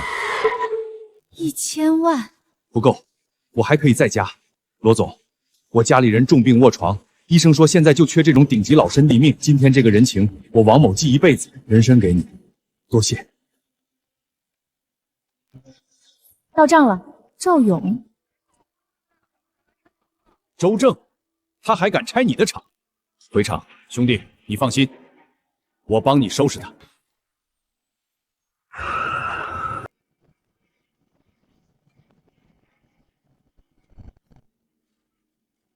大家都听好了，灵泉厂延期交付，严重违约欠款。现在这里的一切都由我们万和集团接管。进去，给我拆！值钱的设备全拉走，没用的直接砸了腾地方。不许动！这是我们的厂子，你们凭什么抢东西？谁敢往前一步试试？凭什么？就凭你们那个罗燕是个彻头彻尾的输家，他躲哪儿去了？是不是欠了债，吓得躲在被窝里哭呢？罗总那是去跑业务了，等他回来，有你们好看的。业务？他现在连裤衩子都快赔光了，灵泉已经完了。现在的灵泉姓周。周正，还没到最后期限，你带人强闯工厂，这是犯法。赵勇，你不过是个看家护院的狗，罗燕都快破产了，你还在这笑什么忠？只要我还没倒下，你就别想动工厂一根螺丝。看清楚了，违约金3000万，罗燕拿什么还？他输了货，输了厂，现在除了这一身债，他什么都不是。今天这场我收定了，还愣着干什么？谁敢拦，就给我往死里打！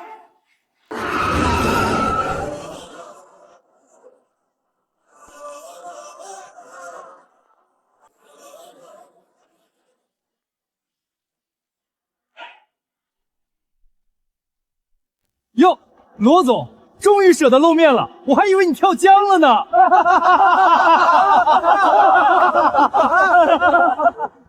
周正，带这么多人在我厂子里闹事，手续带齐了吗？合同、公证处证明、资产抵债书，样样齐全。罗燕，你拿不出那3000万的违约金，这厂子现在就是我的。你的如意算盘可能要落空了，这个厂你没资格接。死到临头还嘴硬，你还有钱赔吗？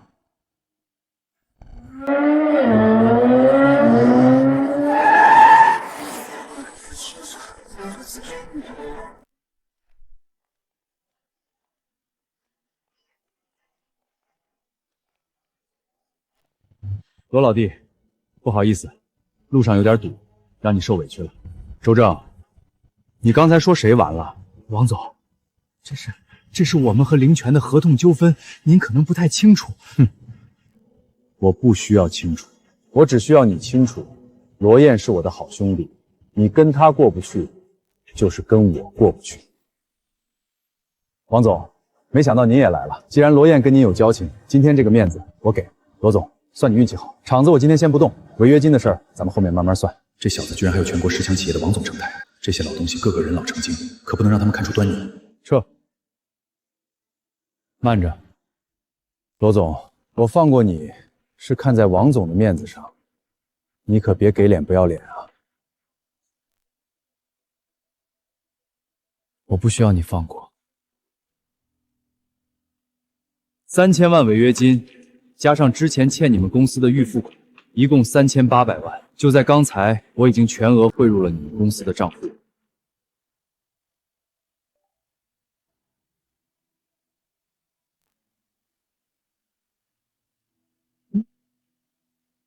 你哪来这么多钱？你不是把剩下的那点家底都拿去省城补货了吗？周正，你记清楚了，现在不是你放不放过灵泉，而是我罗燕放不放过你。罗燕，我没想到你居然真的把违约金打来了，真不知道你这种脑子是怎么干到这种层次的。怎么会有这种白痴？货被我吞了，居然还给我打款。罗老弟，钱留在手里周转才是正道。你这一下把血抽干了，工厂接下来的运转怎么办？而且这家伙做事不讲究，你应该是被他坑了吧？谢谢你了，讲诚信的罗总。下次有货继续发我啊，不过你可不能再弄丢了。罗总，人抓到了。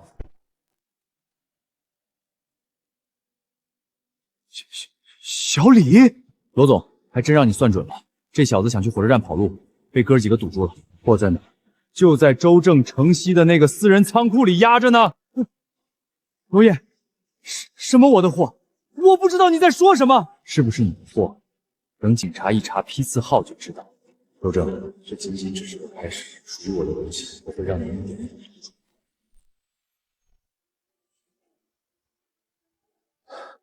周正，货在你的仓库，你还让罗总赔违约金？王总，您别听他们胡说，这肯定是罗燕设局害我。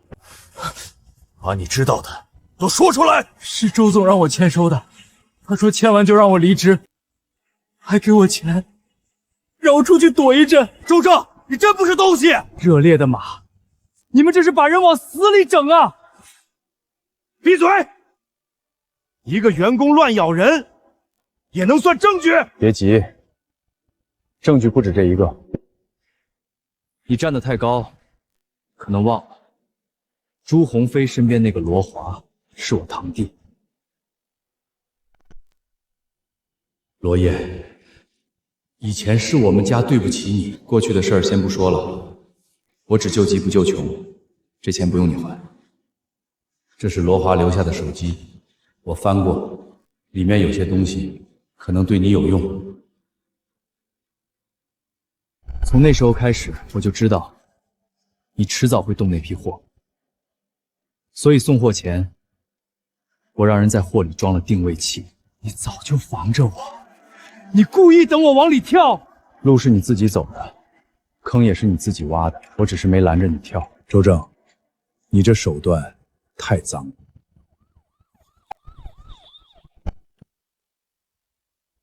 周正，你涉嫌合同诈骗、商业敲诈、恶意侵害企业经营等相关犯罪，现在依法对你进行传唤。不可能，你们凭什么抓我？我是受害人。是不是受害人？跟我们走一趟就知道了。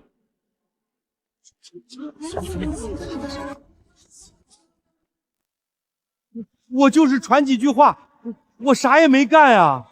你涉嫌造谣污蔑、泄露商业信息、协助他人设局，跟我们回去调查。做生意不是靠坑蒙拐骗，想把生意做长久，就得讲良心，守规矩。罗总，今天这局我服了。王总严重了，不严重，你这种人放到国际上也能有一席之地。到了这个层次，见不得光的手段已经不够看了。一个企业能走多远，看的不是谁下手黑，是老板有没有格局。王总这话说到点子上了。罗总，后面的路，我王某愿意陪你走一程。这段时间厂里风声不好，你们还能留下，我记着。罗总，咱也没想那么多，就觉得不能走。厂子刚好起来，我们舍不得。留下来的员工，每人发10万红包。10万？罗总，你这是把我们真当自己人啊！值了，跟着罗总干，真值了！都愣着干啥？还不谢谢罗总？罗总，以后你让我们干啥，我们就干啥。这辈子我就认灵泉这个厂。 10万红包，我咋就没多撑2天？完了，我这回是真把金饭碗扔。周正都倒了，林泉还能起来，我当时咋就慌了呢？10万红包全没了！你冲我喊啥？当初不也是你自己要走的？你少装！要不是你天天说罗燕要完，咱们能离开？那你不也信了？现在钱没了，倒全怪我。大哥，现在咋不吭声了？以前不是挺能说吗？就是啊，罗长胜。 你以前一张嘴可没少挤兑罗燕，现在装哑巴了。这下好了，钱没了，脸也丢光了。早知道再忍几天，咱现在也跟着发财了。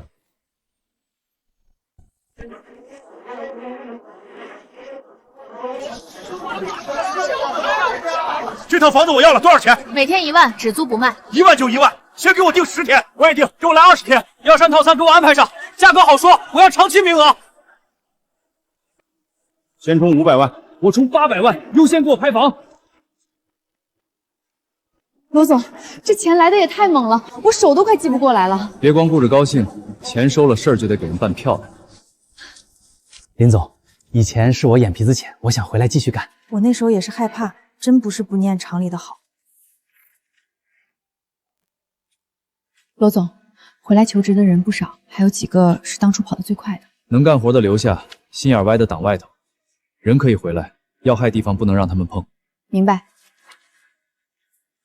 兄弟，麻烦你通融，你们罗总是我大侄子。对，我们图气真有急事儿。哎，罗总说了，任何人没有预约不能进。那你帮我们说一声，就说他大伯来了。燕儿，哎呀，可算见着你了。燕啊，之前是我们糊涂，说错话，站错队了。对，都是一时糊涂。现在外头没人要我们，省城那边也没影了，家里日子是真难。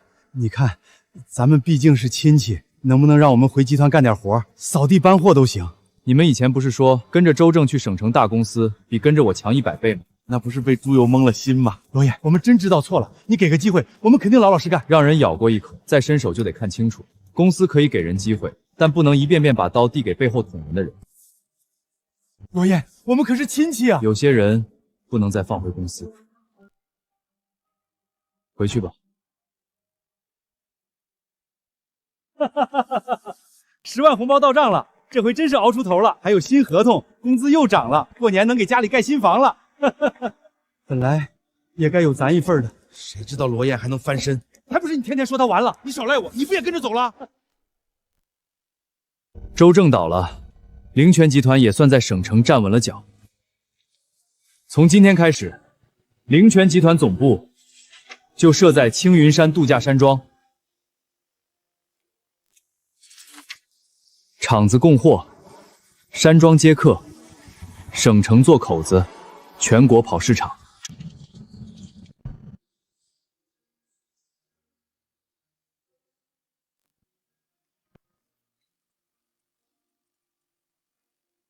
以前这些东西只能摆在大老板桌上，现在普通老百姓也能买到，吃得起。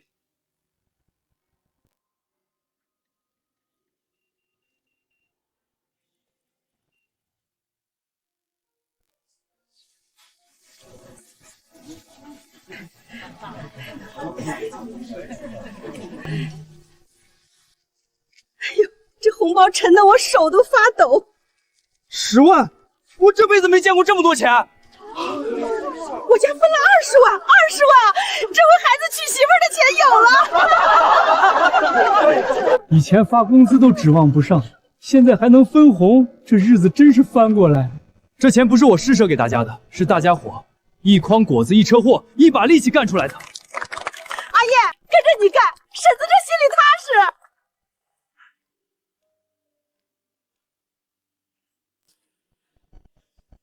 早知道当初就不该站错队。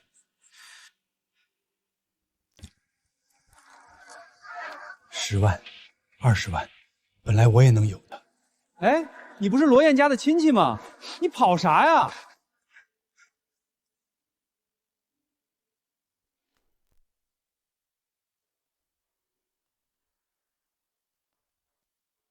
各位，这位就是凌泉集团的罗燕罗总，这个年轻人值得大家认识。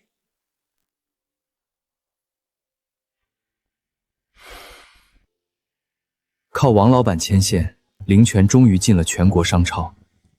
以前我们是把货送进县城，现在是一车一车往全国发。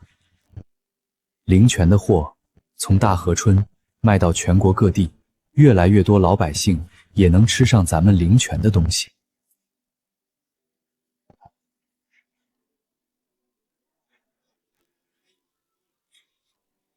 凌泉集团年收入突破上亿，也正式挤进了全国500强。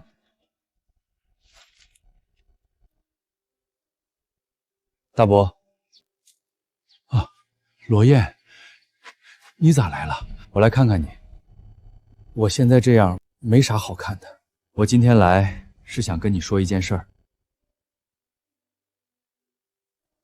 啥事儿？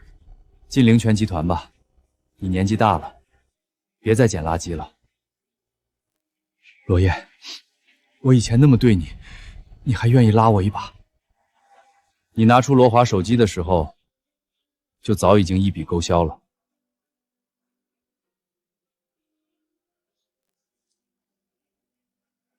我以前瞎了眼，跟着他们欺负你，还帮错了人。我现在想起来，恨不得抽自己2巴掌。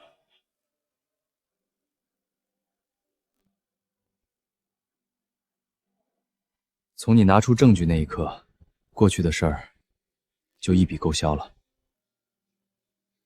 你真不怪我了？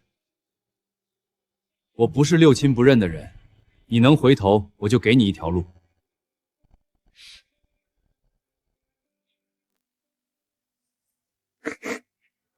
罗叶，大伯对不起你呀。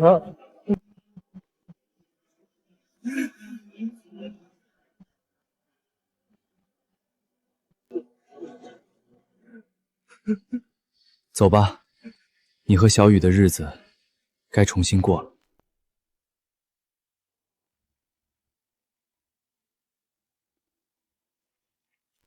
同志，求你们了，我家里人等着救命，能不能先卖我一只老参？急救药材要登记，还得走流程。这么好的药材还用这种原始方式卖，太可惜了。我不是白拿，我付钱，我真是救命用。医药资源应该进入专业体系，不是靠谁哭得急，谁就先拿。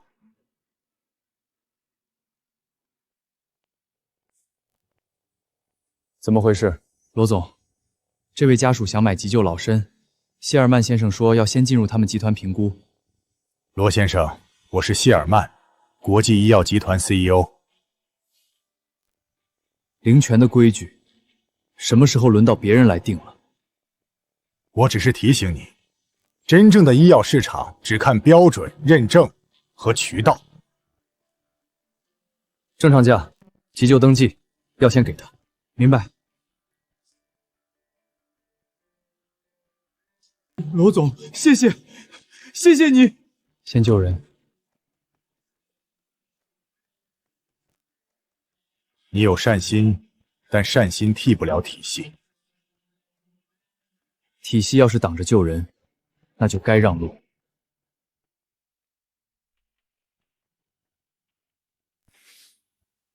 罗先生，我不是来买药材的，我是来帮你把灵泉药材送进国际医药体系。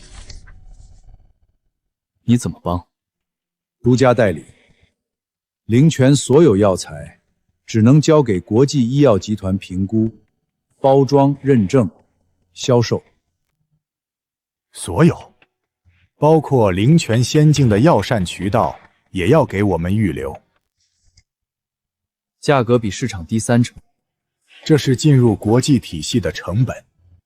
成本让我出，利润你拿。罗先生，单独看一支人参，你觉得它很贵，可放进全球供应链里，它只是一个品类。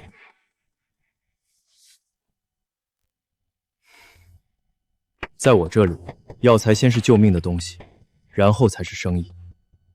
这句话很好听，但市场不会因为好听就改规则。没有我们的临床背书，没有海外渠道，没有合规团队，你的药材只能停在这里，被人当成猎奇的土特产。救命的东西，到你嘴里就成了土特产。在没有被国际体系承认之前，它只能是。谢尔曼，话别说太满。我见过很多像你这样的人，有资源，有运气，也有野心，但他们最后都明白，世界市场靠的不是热血，是规则。那要是规则不让路呢？那就进不了门。门打不开，我就自己修一扇。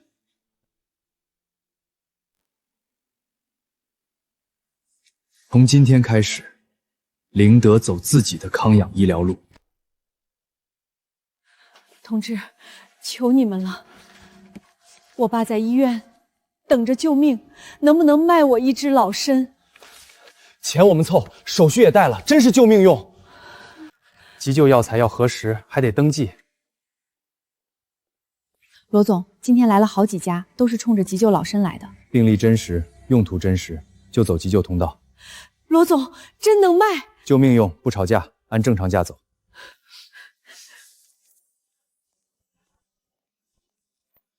罗先生，我建议今天所有急救药材暂停发放。凭什么？没有国际临床评估，没有统一监管，这些药材直接流向患者，风险很大。可我们等不起啊！医学不能靠着急决定，那我爸怎么办？交给专业机构才是对患者负责。你说的专业机构就是你们国际医药集团？我们可以封存评估，统一保管，统一分配。说白了，就是想抢药。罗先生，你坚持发放，出了问题，林泉担得起吗？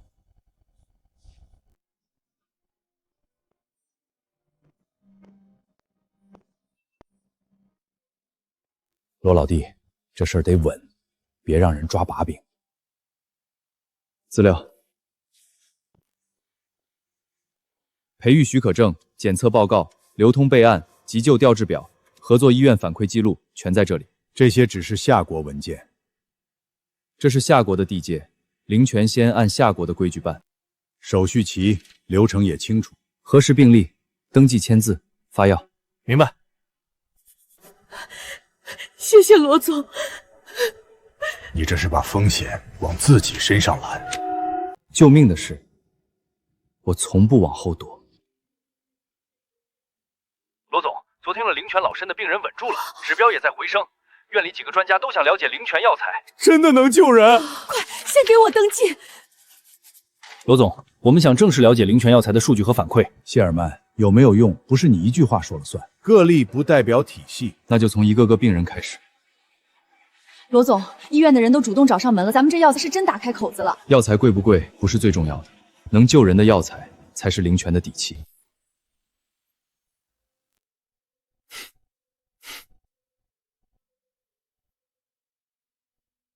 罗先生，我再说一次，交出培育方法，灵泉才能进入国际医药体系。培育方法，这不是要合作，这是要挖根。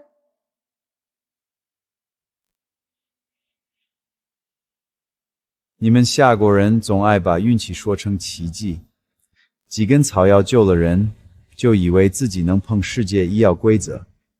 那是救命药材。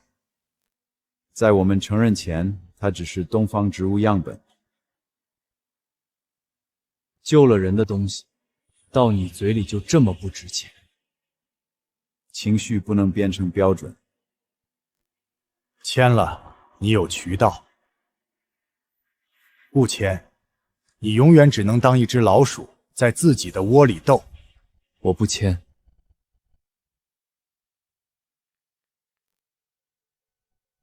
谢尔曼，我就可以打打。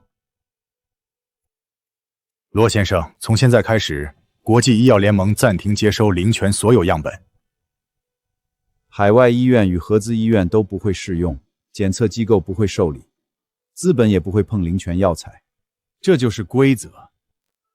你可以有药材，但你没有资格把它送上桌。罗总，他们这是明着封杀。现在后悔还来得及。不用后悔。你真觉得自己扛得住？你封我的国际路，我走我的下国。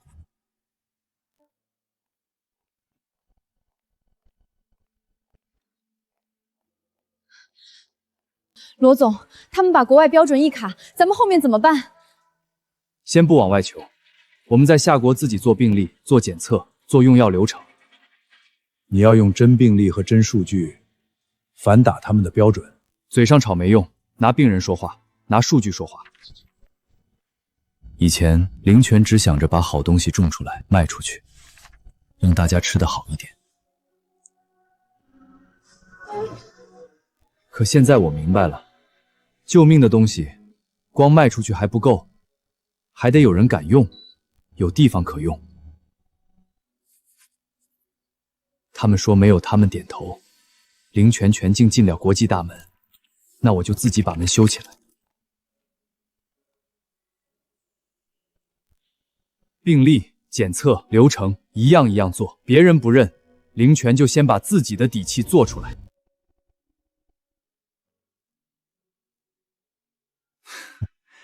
他还真敢自己干。发出去，明白。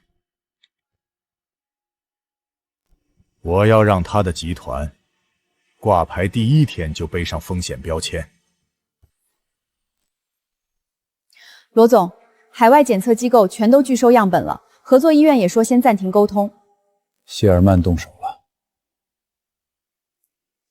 国际订单也退了3批，对方说风险没解除前不敢碰灵泉药材。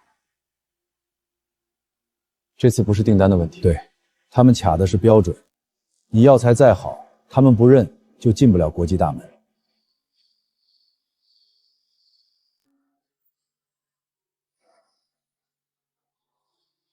又有动静了。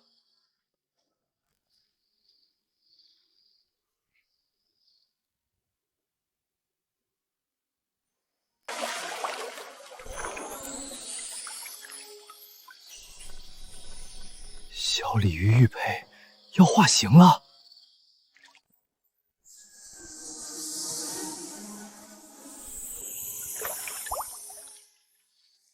小蛟龙，以后是不是得叫为小蛟龙玉了？奶奶留给的宝贝，到底还有多少秘密？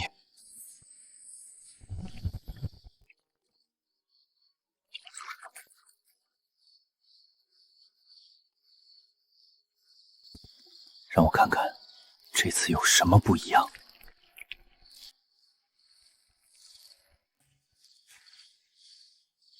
不抢着长了，药气反倒更稳了。催生是以前的本事，现在是养药性。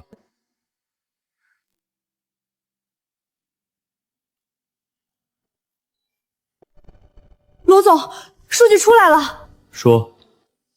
有效成分提高了，稳定性也更好了，杂质比上一批还低。最关键的是，不同样本之间的差距变小了，也就是说，这批药材更稳定，更适合做标准化检测。稳定性。对，如果后续数据都这样，咱们就能拿出一套自己的药材标准。谢尔曼卡标准，正好，我就用标准打回去。以前灵泉能让东西活，现在能让药材稳。谢尔曼，你封我的路，反倒逼我把路修宽了。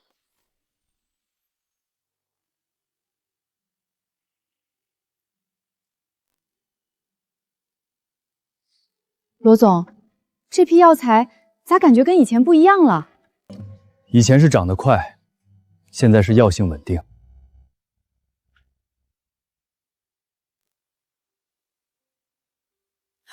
出来了，罗总，数据出来了，咋样？有效成分又涨了，关键是稳定性，几组样本差距小的吓人。小的吓人是啥意思？就是说，这批药材不是一株两株好，而是一大片都好，杂质还更低，副作用风险也降了。罗总，这数据要是拿出去，外面那些专家都得抢着看。整理成报告，一项一项都写清楚。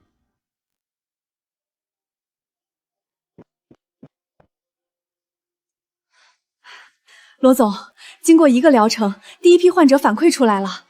罗总，我爸昨晚能自己坐起来了，医生都说没想到。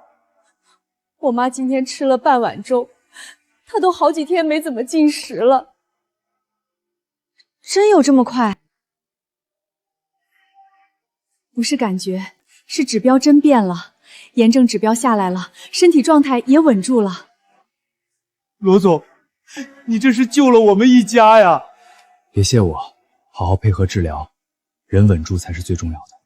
罗总，说句实话，我当医生这么多年，没见过这么快的恢复反馈。把每个病人的情况都记清楚，不能只看效果，过程也要留住。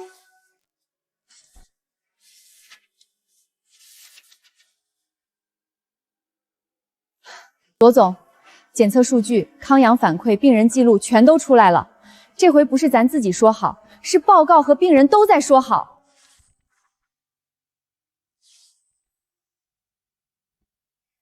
这数据太漂亮了。谢尔曼想在国际上封杀你，可他封不住夏国自己的医院和病人。现在好几家医院都在打电话问，连专家组都要来了。来得正好。你准备怎么做？把资料整理成标准化报告。明白。谢尔曼不是说我们没有标准吗？那就让他们看看灵泉自己的标准长什么样。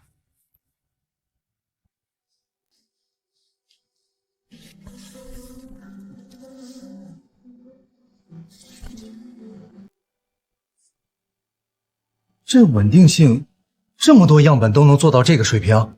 是，连续3批都是这个数据。杂质控制也太低了，这要不是亲眼看到报告，我真不敢信。罗总，这批数据还有原始记录吗？全都有，病人记录、检测流程、样本编号，一份不少。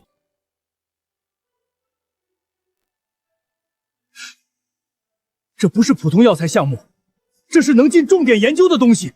我们建议立刻把灵泉药材纳入夏国重点研究项目。谢尔曼，第一步，我们走出来了。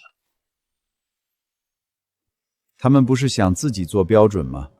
那就让所有人都不敢碰。继续发。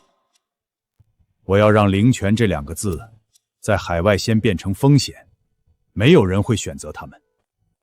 罗总，他们又发风险提醒了。现在海外机构一听灵泉2个字，先问我们是不是有问题。这招毒，药材还没出去，名声先被他按住了，躲没用，咱们得主动出击。那怎么办？开发布会，我们把所有数据全摆出来，不玩虚的。罗总，国际医药联盟连续提醒灵泉药材存在风险，你怎么回应？他们说有风险，可以，那我们就把东西摊开说。这一批药从哪块药田出来，谁检测的，用到哪个病人身上，后面恢复怎么样，我们全都有记录。也就是说，每一支药材都能查到源头？能。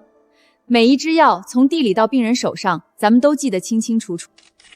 灵泉不怕查，怕查的东西才叫风险。这套追溯做得很细啊，比很多老牌药企都扎实。我们已经看过灵泉的检测数据和患者反馈，灵泉药材已经被建议纳入夏国重点研究项目。重点研究项目，这是不是说明灵泉药材已经得到夏国医疗专家组认可？至少从目前数据看，它值得重点研究，也值得继续观察。我代表全国商会表个态，灵泉不是野路子企业，它有产品、有数据，也有担当。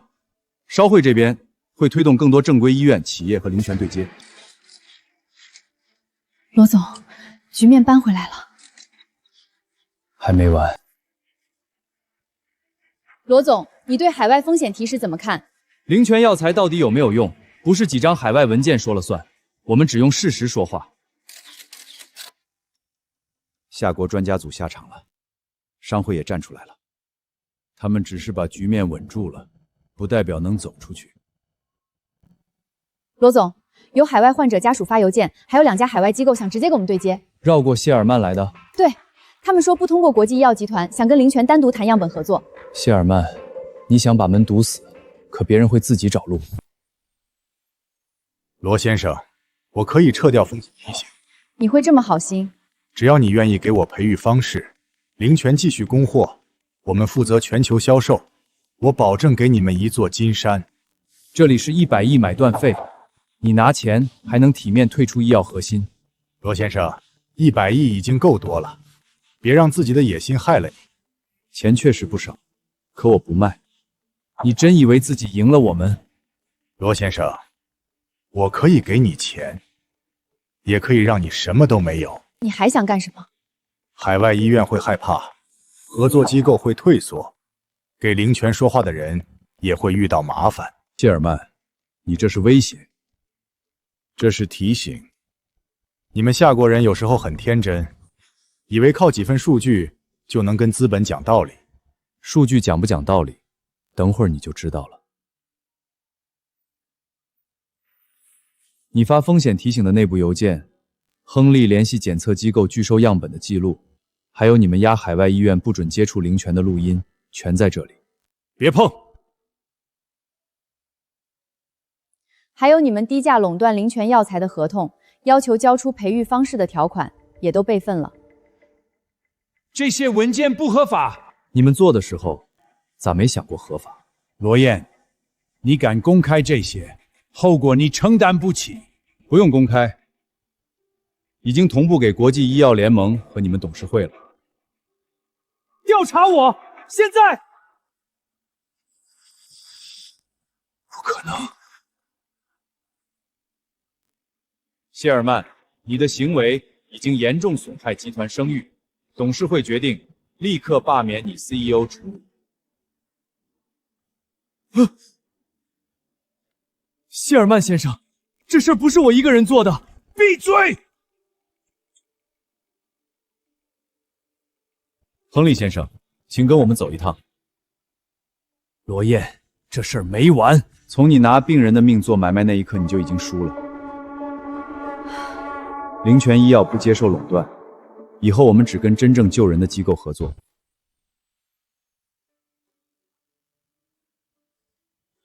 谢尔曼倒下后，堵在灵泉前面的门，强剑一扇来一扇打开了。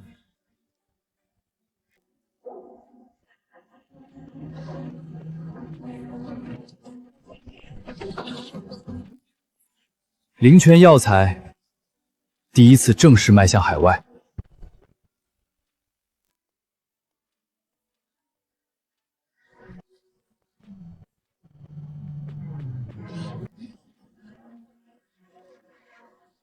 以前是咱们求着外国人看一眼，现在是他们排着队来抢货。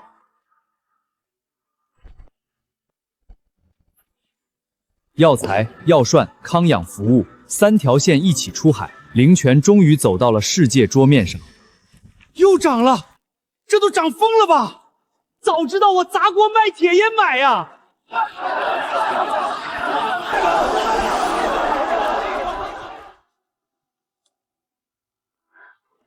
罗总，股价又涨停了，市值又冲上去了。别光看股价，订单和交付更重要。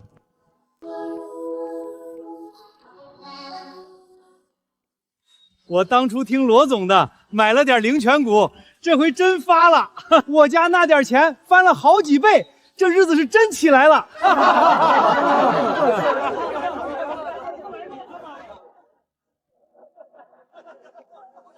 当初我要是信罗燕一会，也不至于混成这样。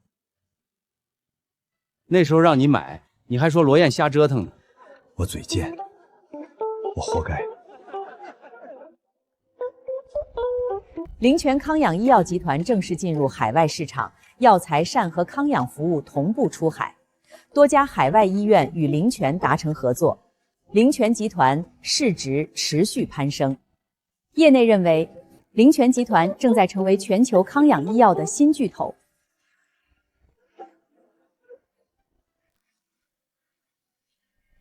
罗总，灵泉真的卖到全世界了。这段时间，灵泉集团不仅走出了夏国，还成了全球康养医药领域的新巨头。罗总，很多人都想知道您现在最想做什么？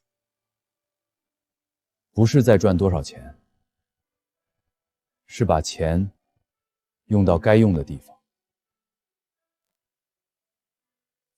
您这话具体指的是？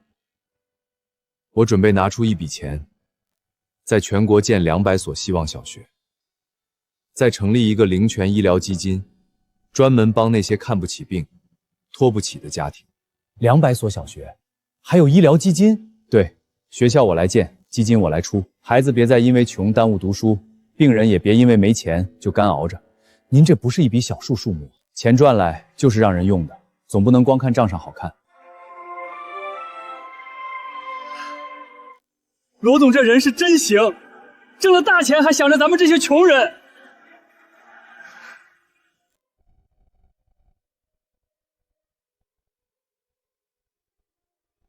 这才叫老板，没忘本儿。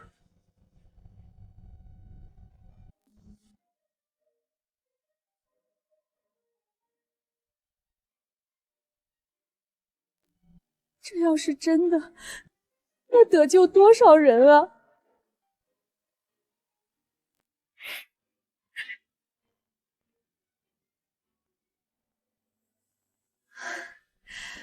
罗总，您这一下全网都炸了。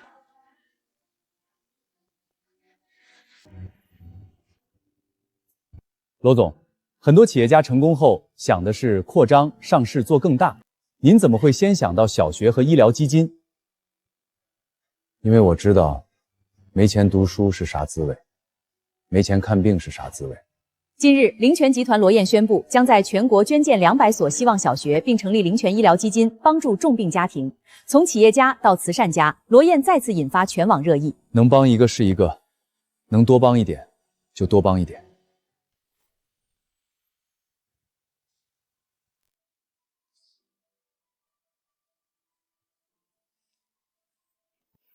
罗叔，歇会儿吧，你这一天都没停。不歇了，罗燕给我这口饭吃，我得把活干明白。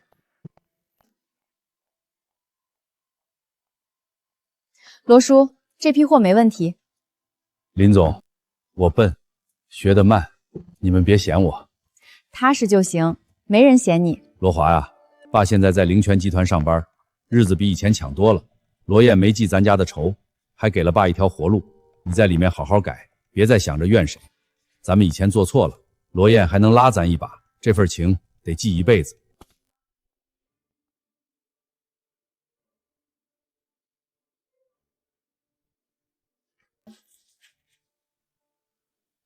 你在里面好好改，别再想着怨谁。咱们以前做错了，罗燕还能拉咱一把，这份情得记一辈子。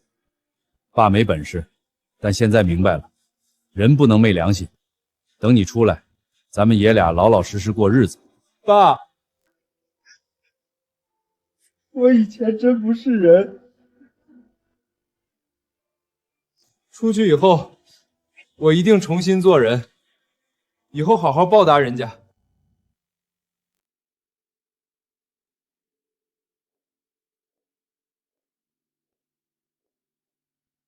罗总，您今天又没吃晚饭。忙完这几份再说。这些我来整理吧，您歇会儿。你也忙了一天，我习惯了。以前是您一个人扛，现在好歹还有我。这一路辛苦你了。我不怕辛苦，我怕您什么都不说，什么都自己撑着。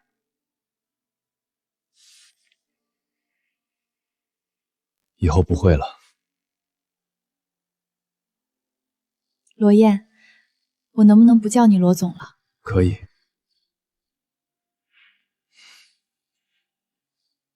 我陪你走到今天，不只是因为工作。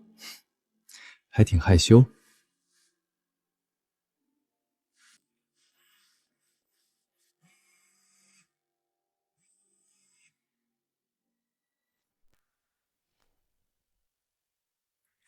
灵泉康养医药集团创始人罗宣布成立医疗基金，并将在全国捐建200所希望小学。说出来你们可能不信，屏幕上这个大富豪是我侄子。你侄子？大叔，你这牛吹的有点大吧？他要真是你侄子，你还用在这收废品？是啊，要是以前，我也不信自己能混成这样。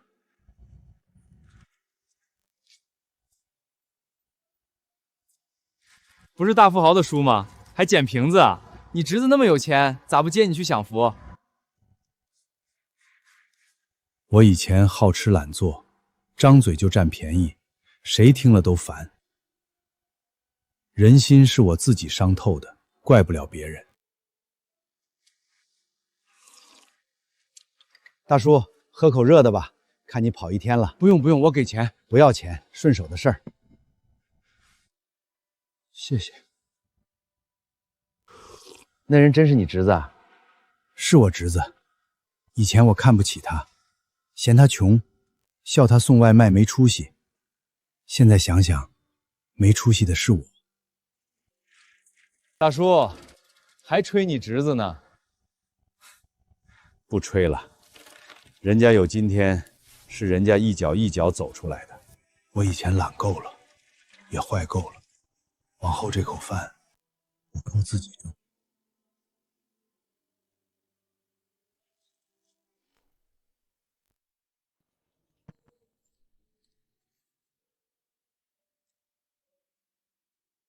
出来了，爸。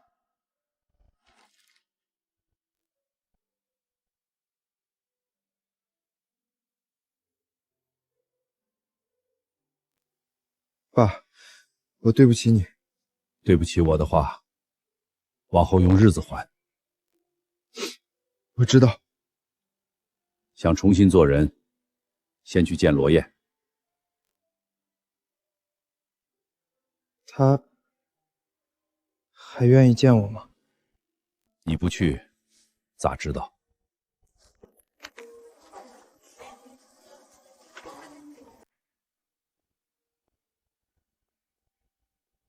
罗燕，我来给你认错。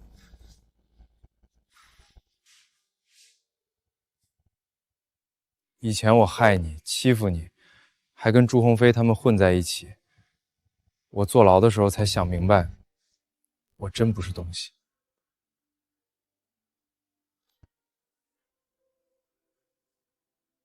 你要是不原谅我，我也认。巴掌不用打给我看。想改就拿事儿证明。仓库普通工从搬货开始，干不了现在就走。我干，我啥都干。在这里没有谁欠你，活干好，饭就有；活干不好，照样走人。我明白。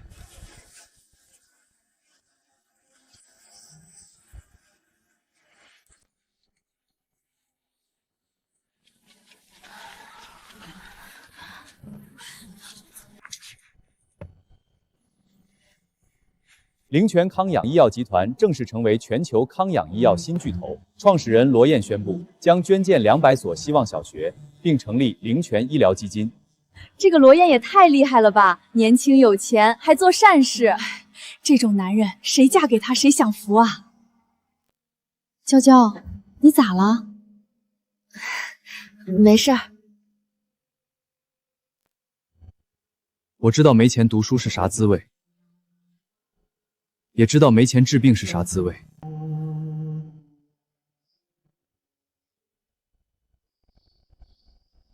罗燕，你一个送外卖的，拿什么给我未来？我会努力的。努力有什么用？穷就是穷。别再找我了，我不想跟你一起过苦日子。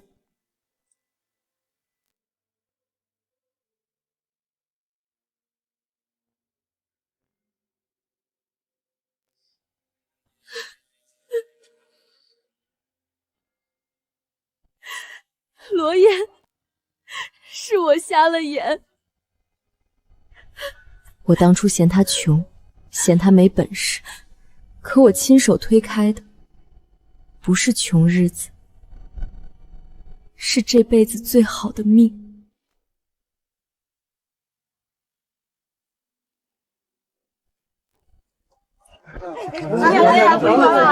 阿燕回来了，现在该叫罗总了吧？在咱村里，她就是咱们的阿燕。咱村现在可不一样了，家家都有分红，孩子也能上好学校。以前出去打工都怕说自己是灵泉村的，现在不一样，腰杆都硬了。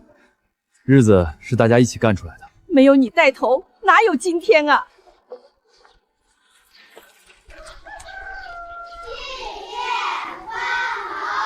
以前的灵泉村，路不好走，地不值钱，人也没啥盼头。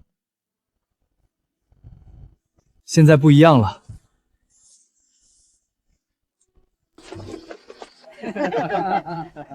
地还是那片地，可日子变了，人心也亮了。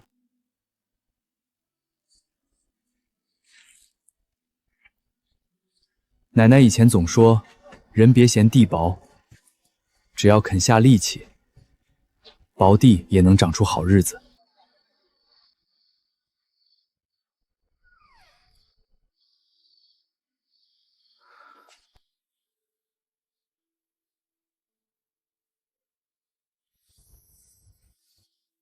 奶奶，我回来了。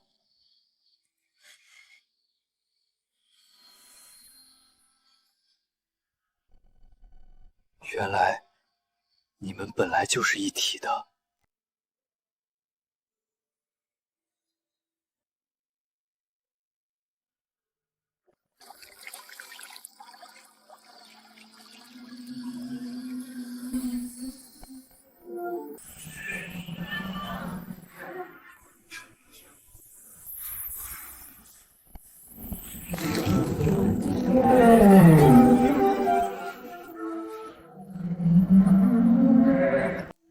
燕儿，记住，人别嫌地薄，地薄不可怕，人心薄才可怕。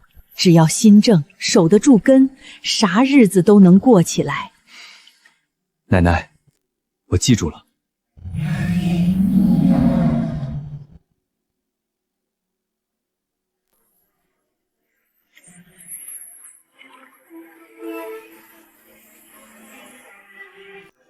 原来灵泉给我的，从来不只是发财的路，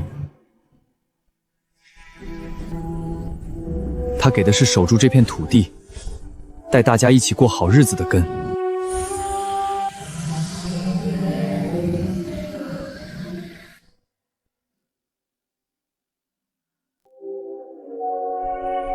灵泉真正的传承，才刚刚开始。